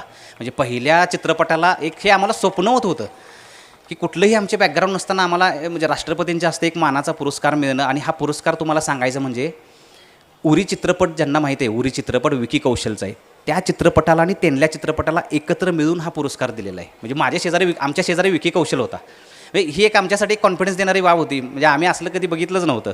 आणि लगेच 3 महिन्यानंतर राज्य पुरस्कारांचे निकाल जाहीर झाले आणि राज्य पुरस्कारामध्ये 5 पुरस्कार, म्हणजे की उत्कृष्ट दिग्दर्शनाचा आम्हाला मिळाला, उत्कृष्ट चित्रपटाचा, उत्कृष्ट बालकलाकार, उत्कृष्ट कलाकार आणि उत्कृष्ट संकलन, सगळ्याच मेन कॅटेगरीतले आम्हाला पुरस्कार मिळाले 2019 साली. बस आम्हाला म्हणजे एक ती एक आम्हाला एक समाधानाची गोष्ट होती. आणि ह्याच्या पुढची अजून एक आनंदाची गोष्ट त्याच 2018मध्ये जेवढा आम्हाला आनंद मिळाला ह्या प्रोजेक्टमध्ये, ह्या 3च गोष्टींनी मिळाला आहे. बाकीचा सगळा आमचा अंधारच आहे. तर ह्या तिसरी गोष्ट अशी होती की लगेच 2 ते 3 महिन्यानंतर ज्याच्यासाठी हा बनवला, ज्याला गिफ्ट देण्यासाठी हा सिनेमा बनवला, तो सचिन तेंडुलकर परत 3 महिन्यानंतर आम्हाला भेटला. त्यानं सिनेमा पाहिला आणि त्याने कौतुकाची थाप पोचली. ज्यावेळेला सचिन भेटला त्यावेळेला एक समाधान मिळालं तिथं. असं ते 2018 साल आमच्यासाठी खूप भारी होतं. आणि हे सगळं स्वप्न होतं म्हणजे सचिन आपल्याला भेटणं, राष्ट्रीय पुरस्कार मिळवणं, राज्य पुरस्कार मिळवणं, हे सगळं बघून झी स्टुडिओज, तुम्हाला माहिती आहे आताच्या चित्रपटसृष्टीमध्ये जे काही भारी चांगले चित्रपट मोठे बॅनर आणतात, झी स्टुडिओज आहे, जिओ स्टुडिओज आहे. त्याच्यापैकी झी स्टुडिओजला हे म्हणजे जे काही आमचे मित्र होते मंगेश कुलकर्णी जे CEO होते तिथले, त्यांना ही सगळी गोष्ट त्यांच्या कानावरती गेली. त्यांनी आम्हाला बोलवलं, सिनेमा पाहिला, आवडला. म्हटले की कुठंच सिनेमा द्यायचा नाही, आपण चित्रपट रिलीज करायचा आणि महाराष्ट्रामध्ये रिलीज करायचा. हे त्याच्या पुढची गोष्ट आमच्यासाठी होती की आपला चित्रपट प्रत्येकाचं स्वप्न असतं की झी स्टुडिओज सारखा एखादा स्टुडिओज आपल्या पाठीमागे येणं आणि महाराष्ट्रामध्ये चित्रपट रिलीज होणं. आम्ही वाट बघायला लागलो. तारीख पण आम्ही काढली. तारीख होती 24 एप्रिल 2020. 19ला पुरस्कार मिळाले, सचिन भेटला आणि 20ला लगेच 24 एप्रिल 20ला लगेच रिलीजचं सगळं प्लॅन ठरला. आणि अजून एक भारी गोष्ट होती की 23 एप्रिलला सचिन तेंडुलकरनं पूर्ण अख्खा दिवस आमच्यासाठी द्यायचं ठरवलेलं. त्याला एवढा सिनेमा आवडला होता आणि त्याला ते सगळं आमचं कष्ट दिसलं होतं. 23 एप्रिलचा तो वाढदिवस, त्या वर्षीचा वाढदिवस तो आम्हाला घेऊन साजरा करणार होता. एवढं सगळं प्लॅन होतं, एवढं सगळं स्वप्नवत होतं. आणि दुर्दैवानं फेब्रुवारी 2020 पासून कोरोना आला, हे तुम्हाला सगळ्यांना माहीत आहे. म्हणजे आमच्या एकदम तोंडाशी आलेला घास हा सगळा निघून गेला. सगळ्यात पहिला शॉक हा होता की हे सगळं ठीक आहे, पण आता घेतलेल्या कर्जाचं काय, घेतलेल्या EMIचं काय. आम्ही एवढं बेभान होऊन आम्ही कर्ज काढली होती. शेवटी आम्ही सावकारी कर्ज काढलं होतं. बरं, ही रिस्क जी होती ती कॅल्क्युलेटेड रिस्क घेतली होती. म्हणजे मी अशी फार इलॉजिकल रिस्क घेतली नव्हती, कारण हे सगळं मला दिसत होतं. जर कोरोना नसता तर माझा आमचा कर्जाचा 3रा चित्रपट असता. पण ही कोरोनाची अनपेक्षित रिस्क माहीतच नव्हती. आणि त्याच्यानंतर सगळी बंदी झाली. म्हणजे काय करायचं समजलं नाही. 6 महिने पहिले 3 ते 6 महिने मोरेटोरियम पिरियड दिला होता, आठवत असेल तुम्हाला. बँकेने काही दिला होता, तर तो ठीक आहे, तेवढा एक दिलासा मिळाला. पण त्याच्यानंतरचे आमचे जे काही हप्ते आणि व्याज होते ना, ते भयानक होते. आमच्यासाठी भयानक होते, कारण आणायचे कुठनं आणि भरायचं कुठनं हा प्रश्न होता. नोटीसवर नोटीस यायला लागल्या, घरावरच्या नोटीस. 4 महिने कसे तरी झाले आणि परत नोटीस ती काढायला लागले. मग याच्यानंतर करायचं काय हा प्रश्न निर्माण झाला. व्यवसाय तर करू शकत नव्हतो, सगळं जगच बंद होतं. एकच व्यवसाय मला दिसला, आपण शेती करूयात. आजपर्यंत घरची 5 एकर शेती आहे, पण पप्पांनी मला कधीही शेतामध्ये पाऊल ठेवून दिलं नाही. पण म्हटलं की ह्या वेळेला पप्पांना शेतीत राहू दे, मी एक वेगळी शेती करायचा निर्णय घेतला. आणि मी 32 शहरामध्येच एक 6 एकर जमीन शेती एक भाडेतत्वावरती घेतली. म्हटलं याच्यातून आपलं कर्ज तर फिटणार नाही आहे, फक्त एक दिवस पुढं ढकलायचा होता. म्हणजे एक पीचवरती खडं फक्त टिकून राहायचं होतं. मला एक दिवस कसा तरी ढकलायचा होता, कारण त्यावेळेला एकच आशा होती की एक 4 महिन्यानं कोरोना जाईल, 6 महिन्यानं जाईल, वर्षानं जाईल. आम्ही शेती करायला लागलो. आणि मी जसा निर्णय घेतला शेती करायचा, आणि माझ्यासाठी एक आधाराची गोष्ट अशी होती की त्या चित्रपटामध्ये ज्या बालकलाकारांनी काम केलं होतं ना, म्हणजे आम्ही खूप एकमेकाला जीव लावलेला. तर मी शेतात काम करायला लागलो हे जसं त्या 5 ते 6 बालकलाकारांना समजलं, वय अवघं त्यांचं 8वी 9वी असेल, तर त्यांनी बॅगा भरल्या आणि डायरेक्ट माझ्याबरोबर रानातच राहायला आले. हे त्यांचे पालकांचं पण खूप माझ्यावरती ते उपकार आहेत की त्यांनी आम्हाला सपोर्ट केला. आणि ती मुलं आजही आहेत रानामध्ये, आम्ही आजही शेती करतो आहे. तर आम्ही तिथं शेती करायला लागलो. शेती चालू केली. सुरुवातीला मी कधीच शेती केली नव्हती, पण एक माइंडसेट होता तो माझा प्रचंड झाला होता की आपल्याला कसल्याही परिस्थितीमध्ये टिकायचं आहे आणि पुढं जायचं आहे. आणि ह्याच्यातून आम्ही शेती चालू केली. ह्याच्यामध्ये एक सांगायची गोष्ट राहिली की सुनंदन लेले जे क्रीडा पत्रकार आहेत, बरेच जणांना माहीत असेल, जे सचिन तेंडुलकरचे खूप मोठे म्हणजे मित्र पण आहेत आणि खूप मोठे क्रीडा पत्रकार आहेत. त्यांनी आम्हाला ह्या काळामध्ये आमच्या संपर्कात आले आणि त्यांनी आमची धडपड बघितली आणि आम्हाला सपोर्ट करायला सुरुवात केली. आणि ह्याच्यामध्ये अक्षरशः आम्हाला खुरपं विकत आणायला सुद्धा भांडवल नव्हतं, काहीच भांडवलच नाही आहे आमचं. 50-100 रुपयाला म्हणजे आपण इस्लामपूरपासून आम्ही शिरायला 22 किलोमीटर, इथं तेल कसं टाकायचं, किती टाकायचं, कुठनं टाकायचं, हे आमचे बेसिक प्रश्न. याच्यातनं मग लेले सरांनी आम्हाला भांडवल उभं करून दिलं. बेसिक आम्ही काही खरेदी केली आणि आम्ही तिथंच मुक्काम टाकला शिराळमध्ये. आणि आम्ही शेती चालू केली. पालेभाज्या खास करून आपण माळवे म्हणतो, पालेभाज्या जो लगेच पैसे देणारा तो मार्ग आहे, आम्ही चालू केला. आम्ही आसपासच्या गावामध्ये विकायला पण सुरुवात केली. 6 महिने झाले नुकतेच आणि बऱ्यापैकी चाललं होतं. आम्ही काय करायचो, ह्या महिन्यात ह्याचं कर्ज ह्याला थोडेसे पैसे द्यायचे, दुसऱ्या महिन्यात त्याला द्यायचे, त्याला गप बसवायचं, तिसऱ्या महिन्यात त्याला द्यायचे, एवढंच करायचं. 6 महिन्यानंतर परत एक संकट आलं आमच्यावरती की सांगली कोल्हापूरला एक महापूर आला होता, तुम्हाला आठवत असेल, 2021ला. आणि आम्ही सगळी झोपडी आमची रानामध्ये होती. मी अक्षरशः त्या 6 महिन्यामध्ये थोडं बिल्ड करत, 6 एकर शेती होती. पहिल्यांदा 20 गुंठ्यामध्ये मी हे लावले, पालेभाज्या लावल्या, एकरावर लावल्या, भांडवल निर्माण केलं, 2 एकरावर लावल्या, 3 एकरावर, असं करत मी त्या 6 महिन्यानंतर 4 एकरावरती मी 20 गुंठ्यामध्ये मी दोडका लावलेला, 20 गुंठ्यात कारलं लावलेलं, सगळ्या तारकाट्या बांधलेल्या, ते फुलावर ते आलं होतं. आणि तो एवढा महापूर आला ना, पहिल्यांदा 50 वर्षामध्ये तिथं पाणी आलं आणि आमचं अक्षरशः सगळं वाहूनच गेलं.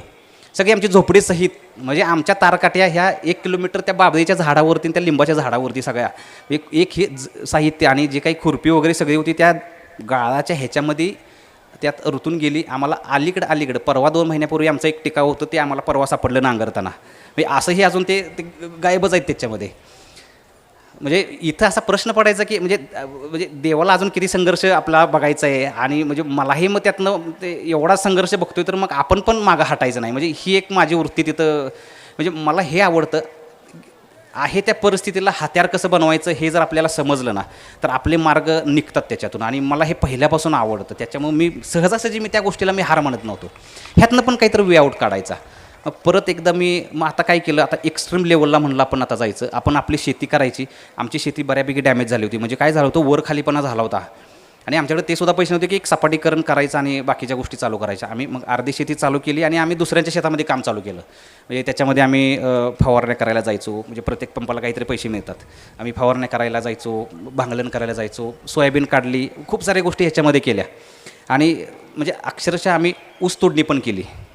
आणि हे काम झालं. याच्यानंतर हे करता करता आम्हाला अजून असं वाटायला लागलं, आम्ही आमच्या लिमिट बघत होतो. हे करता करता आम्ही त्याच्यानंतर काही दुकानांचे सीझन वाईज स्टॉल पण टाकले आणि एक्स्ट्रीम लेवलला सेंटरिंग काम पण केलं. म्हणजे आम्हाला पण आमच्या ह्युमन ह्याची बॉडीची जरा लिमिटच बघायचं होतं. काय म्हणजे देव जर एवढं म्हणतोय की तुम्हाला सहजासहजी वर येऊन द्यायचं नाही आहे, तर आम्हाला पण बघायचं होतं की आम्ही कसं वर जात नाही आहे. ह्या एवढ्या लेवलला गोष्टी केल्या. त्याच्यामध्ये 2-3 वर्ष आम्ही काढली. अर्थात फेडले नाहीत पैसे आम्ही, फक्त आम्ही प्रत्येकाला थोडे सगळे देत गेलो. आणि हे सगळे व्याजावारी, एकही आमची मुद्दल, 1 रुपया त्यातनं आमची मुद्दल निघली नाही. सगळे व्याजाचेच आमचे पैसे गेले त्या 3 वर्षामध्ये. आणि 2023 उजाडलं. 2022 पासून हळूहळू तो कोरोना कमी झाला. थिएटर उघडायला लागले थिएटर.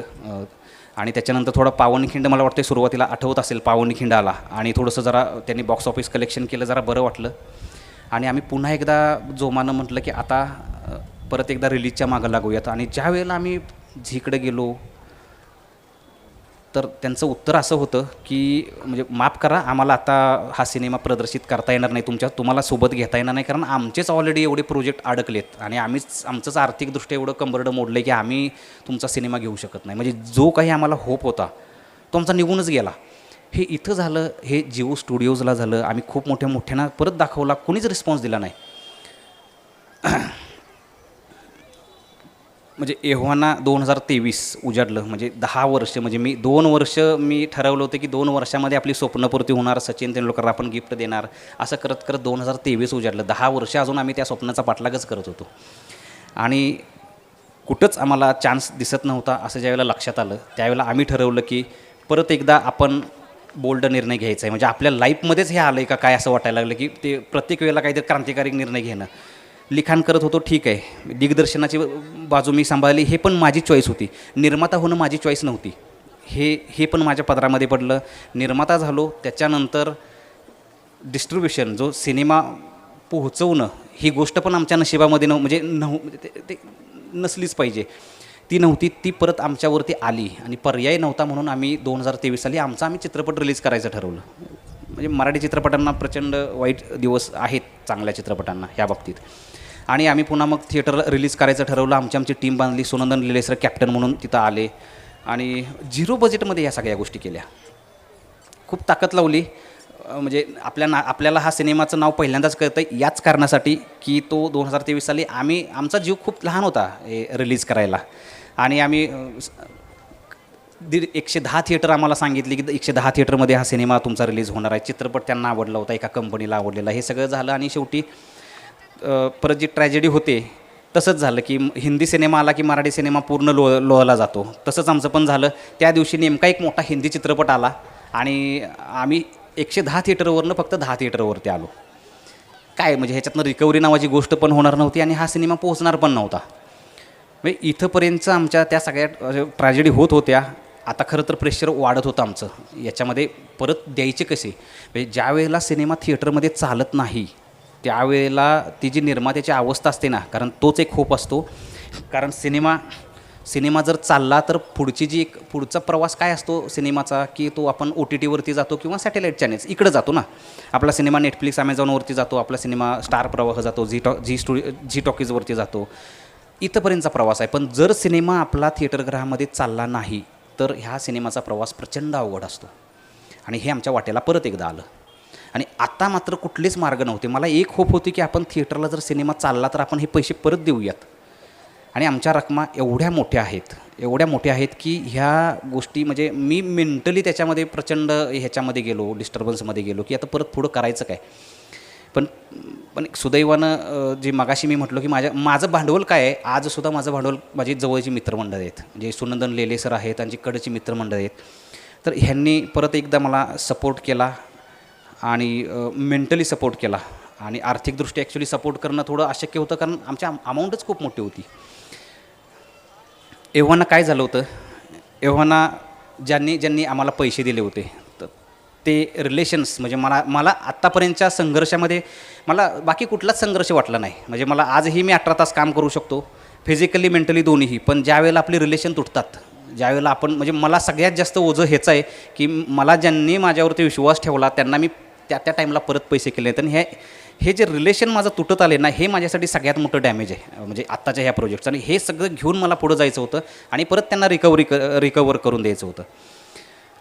पुढं मी ब्लँक झालेलो, कारण थिएटरला सिनेमाच चालला नाही तर पुढच्या आमचं डील पण होईना झालेत. 2023 नंतर परत पुढं आलो. लगेचच आम्ही मग बाकीचे जे काही प्लॅटफॉर्म फार नाही आहेत, एकदम हाताच्या बोटावरती मोजणे इतके प्लॅटफॉर्म आहेत, ते सगळ्यांची डील झाल्या. पण आत्ताची परिस्थिती अशी आहे की ₹100 प्रॉडक्टचे ते 10 ते 20 रुपये कॅल्क्युलेशन, ते 10 ते 20 रुपये मूल्यांकन करतात, व्हॅल्युएशन करतात. तर आम्ही ₹80 कुठनं आणायचे असा आमचा प्रश्न होता. परत एकदा बंडखोरी करायची ठरवलं. म्हणजे मला हॅपी एंडिंग करायला प्रचंड आवडतं. म्हणजे माझं लाईफ आणि मी खूप प्रचंड आशावादी आहे. मला निराशावादी अजिबात आवडत नाही गोष्ट. म्हणजे शेवटच्या पेशीपर्यंत लढायचं हे मी खूप आधीपासून ठरवलं आहे. आणि जोपर्यंत आपल्यात तेवढी एनर्जी आहे. ह्यावेळेला पण मग मी एक मोठा निर्णय घेतला. म्हणजे सगळेच काय करतात ह्यावेळेला की किमान जाऊ दे पैसे तिकडं, आपला सिनेमा सगळीकडे पोहोचेल ह्या कारणानं आपला तो देऊन टाकतात. खूप मोठ्या तडजोडी करतात आपल्या बाकीच्या गोष्टीशी आणि सिनेमा देतात आणि मोकळे होतात. दुर्दैवाने सांगायची गोष्ट म्हणजे आता राहुल देशपांडे जे आपले क्लासिकल सिंगर आहेत त्यांनी पण एक अंमलतास नावाचा सिनेमा बनवला आहे. खूप चांगला सिनेमा आहे. आता तो त्यांनी यूट्यूबवरती टाकला. हे काय चांगलं लक्षण नाही आहे. चांगले सिनेमे यूट्यूबवरती येणं ही काही चांगली गोष्ट नाही आहे, ती हतबलतेतनं झालेली गोष्ट आहे. आणि मला हा एंड मला नको आहे. त्यांना चित्रपटच मुळात आशावादी आहे आणि माझं लाईफ पण मुळात आशावादी आहे की मला हा एंड करायचा नाही आहे. म्हणून मग मी एक नवीन उपक्रम करायचं डोक्यात ठरवलं की हा सिनेमा आपण जर सिनेमा तेवढाच प्रेरणादायी आहे आणि तेवढाच एंटरटेनिंग आहे आणि आपलं नाणं एवढंच खणखणीत आहे तर आपण हा सिनेमा मग शाळा कॉलेजेस वेगवेगळ्या संस्थांच्यामध्ये जावावं आणि आपण हा सिनेमा दाखवावा. लोक थिएटरला येत नाही तर आपण लोकांच्याकडे जावावं. सिम्पल आहे. हा मी विचार केला आणि ह्याला मग म्हणूनच मी ह्या एका नवीन उपक्रमाला नाव दिलं तेंडले आपल्या दारी. आम्ही तुमच्या दारात येणार आणि आम्ही हा सिनेमा दाखवणार आणि आम्ही त्याचं काहीतरी मानधन घेणार आणि आम्ही पुढं जाणार. पुढं काय व्हायचं ते होऊ दे, एक त्याच्यातनं समाधान तर मिळेल आणि काही पैसे रिकवर तर होतील. हा निर्णय मी घेतला 1 वर्ष झालं. 1 वर्षाभरापूर्वी म्हणजे हा सुद्धा म्हणजे म्हणजे हा पण असा रूढार्थानं हा निर्णय नव्हता. म्हणजे सगळ्यांचा ट्रॅक हा शेवट तिकडं जातो. पण प्रत्येक वेळेला आमच्या लाईफमध्ये असं काही ना काहीतरी आलं आहे. आणि 1 वर्षापूर्वी मी एक प्रेस कॉन्फरन्स घेतली. सुनंदन लेले सोबत होते, भरत जाधव जे ॲक्टर आहेत ते पण सोबत होते. आम्ही एक प्रेस कॉन्फरन्स घेतली आणि जाहीरपणे मीडियाला सांगितलं की म्हणजे राष्ट्रीय पुरस्कार अशा कलाकृतींचं जर अशी अवस्था होत असेल तर मग आम्हाला एक पर्याय निवडावं लागेल आणि आम्ही एक पर्यायी व्यवस्था, एक पॅरलल सिस्टीम गरजेचे आहे आपल्यासारखे कलाकार जिवंत राहण्यासाठी आणि आपले असल्या मातीतल्या कलाकृती जिवंत राहण्यासाठी. म्हणून आम्ही हा उपक्रम करतो आहे. आणि असं करत आम्ही कोल्हापूरपासून सुरुवात केली. तुम्हाला सांगायचं म्हणजे आम्ही ह्या 24 एप्रिलला, फार दिवस झालेले नाहीत, ह्या 24 एप्रिलला सचिनच्या वाढदिवसाला आम्ही 200वा प्रयोग आम्ही पुण्यामध्ये केला. एका प्रयोगापासून आम्ही 200वा प्रयोगापर्यंत आलेलो आहे. 200 प्रयोग केले. आता अशी अवस्था आहे की आमच्या पाठीमागं बुलढाणा अर्बन बँक असेल, खूप मोठ्या मोठ्या संस्था 25 शोज 50 शोज ह्यासाठी मागं आता आमच्या पाठीमागं उभं राहत आहेत. पुण्यातल्या कोल्हापुरातल्या वेगवेगळ्या आमचे गोकुळ असेल, महाराष्ट्र बँक असेल, अशा वेगवेगळ्या संस्था, कारण चित्रपटच आमचा दाखवण्यासारखा आहे. आणि मुळात म्हणजे ह्या सिनेमाला आमच्या त्या 3 जिल्ह्यांच्यामध्ये जिल्हा शिक्षण अधिकाऱ्यांनी एक पत्र दिलेलं आहे की हा सिनेमा शाळांच्यामध्ये दाखवावा. आणि मुळात सिनेमा हा स्वप्नपूर्तीचाच भाग असल्यामुळं आम्हालाही हट्ट आहे की आम्हाला हा सिनेमा मुलांच्यापर्यंत पोहोचवायचा आहे. आणि ह्या माध्यमातून आम्ही इथंपर्यंत आलेलो आहे. आम्ही हार मानलेली नाही आहे. त्या चित्रपटामध्येच तुम्ही जर चित्रपट पाहाल तर ॲक्च्युली चित्रपटातला त्या मेन हिरोचाही प्रवास आणि माझाही प्रवास ॲक्च्युली तसा आहे. खूप जण म्हणतात की तुमचा प्रवास झाला आहे म्हणून तो तसा लिहिला आहे का? ॲक्च्युली तसं नाही. चित्रपट आधीच घडला, पण ते योगायोगाने असं घडलं की तो नंतर माझ्या जीवनात तसं घडलं. आणि ते लिहिताना, आणि त्याच्यामध्ये मी एक डायलॉग आहे की कुठलीही गोष्ट साधी नसते, कुठलीही गोष्ट किरकोळ नसते, गोष्ट ही गोष्टच असते. आणि ती गोष्ट मिळवण्यासाठी आपण शेवटपर्यंत पिचवरती टिकून राहायचं, एवढंच मला माहीत आहे. असा हिरो म्हणतो, जे माझेच तोंडातले माझ्याच लेखणीतले शब्द होते. आणि हाच डायलॉग मलाच प्रेरणादायी ठरेल हे मला कधी वाटलं नव्हतं. आणि आजही मी ज्यावेळेला थोडंसं हलतोय पिचवरून, त्यावेळेला मला तो प्रेरणा देतो. आणि मला असं वाटतं की मोठी स्वप्न करताना ह्या गोष्टी येतात. म्हणजे मी सुरुवातीला म्हटलं की हल्ली मुलांना मोठी स्वप्न पडायची बंद झाली आहेत, कमी पडायला लागली आहेत. आणि खूप जी स्वप्न आहेत ना त्यांची, ही शॉर्टकटनं कशी मिळावीत असं त्यांना वाटतं. आणि पालकांचं पण असं आहे की पालकसुद्धा त्यांनी तेवढं फेवरेबल कंडिशन करून दिली पाहिजे. मोठी स्वप्न असताना मोठा संघर्ष असतो, त्याच्या पाठीमागं मोठी धडपड असते, मोठी रिस्क असते. पण ह्या गोष्टी साध्य आहेत आणि ह्या गोष्टी करू शकतो आपण. आणि हे करता करता आम्ही आता 200वा शोपर्यंत आलो आहे. म्हणजे माझं टार्गेट आहे की आम्ही 1000वा शो किमान करूनच थांबायचं, महाराष्ट्रामध्ये हा सिनेमा दाखवायचं. आणि संधी जर मिळालीच तर आम्हाला ह्या नाशिकमध्ये सुद्धा हा सिनेमा सगळीकडे पोचवायचा आहे. ह्याच्यातून मला हे माहीत नाही की माझी किती रिकव्हरी होईल, मला पुढचं किती मी सेटल होईल मला माहीत नाही आहे. पण याच्यातून मुलांना काहीतरी मोठं स्वप्न बघायची एक उर्मी मिळते. 100 मुलाच्या पाठीमागं 4 मुलांना जो स्पार्क मिळतो आहे, मी जे 200 शोमधनं जे मी बघितलं आहे ते मला त्यांच्यापर्यंत पोहोचवायचं आहे. आणि याच्यातून एक नवीन पिढीपर्यंत ही गोष्ट स्वप्न बघायची कशी, स्वप्न जगायची कशी, ही जी गोष्ट नाही ही पोचवणं खूप गरजेचं आहे. आणि मी त्याचा एक भाग मानतो. आणि याच्यातून बाकीचे पण माझ्या सिनेमाबरोबर बाकीच्या पण निर्मात्यांना, बाकीच्या पण दिग्दर्शकांना, बाकीच्या पण कलाकारांना एक मार्ग सापडावा, एक पॅरल सिस्टीम उभी राहावी, हा माझा हेतू आहे. आणि याच्यातूनच मग मी हा प्रवास करतो आहे. आणि याच्यातून जर मला संधी मिळालीच तर मी नाशिकमध्ये मलाही आवडेल की आपल्यापर्यंत हा सिनेमा पोचवायला. आणि मी थांबतो, माझ्या बाजूनं मी थांबतो. आणि जर वेळ असेलच तर संवाद पण करू. सरांनी आपला तेंडल्या चित्रपटाचे सरांनी घेतलेले परिश्रम आपल्यासमोर सादर केले. आणि अक्षरशः अनेक लोकांच्या डोळ्यात आसू होते. आणि सर, खरंच आपले कष्ट अमर्यादित आहेत, अप्रतिम आहेत. आणि हे फक्त एक शेतकऱ्याचा मुलगाच करू शकतो, आमच्यासारखे लोक नाही करू शकत कष्ट एवढे. धन्यवाद सचिन सर. सचिन सरांनी आज आपल्याला स्वप्नांचा पाठलाग करताना एक नवीन उर्मी दिलेली आहे की स्वप्न पाहायला शिका. खरं तर स्वप्न प्रत्येकजण पाहतो, पण तो झोपेत पाहतो. सरांनी जागतेपणी पाहिलं, ते पूर्ण केलं. त्यानंतरचा त्यांचा पूर्ण जीवनपट त्यांनी आपल्यासमोर उलगडला. मी सरांचे मनापासून धन्यवाद मानतो.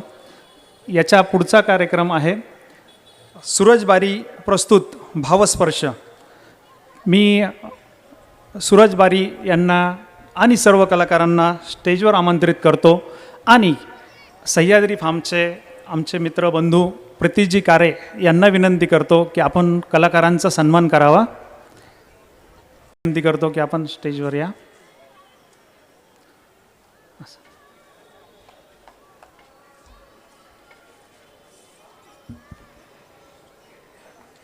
मी आत्ता सचिन जाधव यांच्याशी चर्चा केली आणि निर्णय घेतला की व्याख्यानमालेचा समारोप 31 मेला असतो, तर आपण 1 जूनला तेंडल्या सिनेमा या ठिकाणी पाहू. त्याचा जो काही खर्च आहे तो वसन व्याख्यानमाला करेल. सर, आपण स्वीकृती दिली तर 1 जूनला आपण संध्याकाळी 7:15 वाजता हा सिनेमा या ठिकाणी आपल्या सर्व श्रोत्यांना दाखवू. 31 तारखेला झी मराठीचा उत्सव नात्यांचा आपला नेहमीप्रमाणे कार्यक्रम होईलच. धन्यवाद काका. याला म्हणतात निर्णय क्षमता. बेनी काकांसाठी एकदा जोरदार टाळ्या. आपण तेंडल्या पाहू आणि जबरदस्त हिट करू.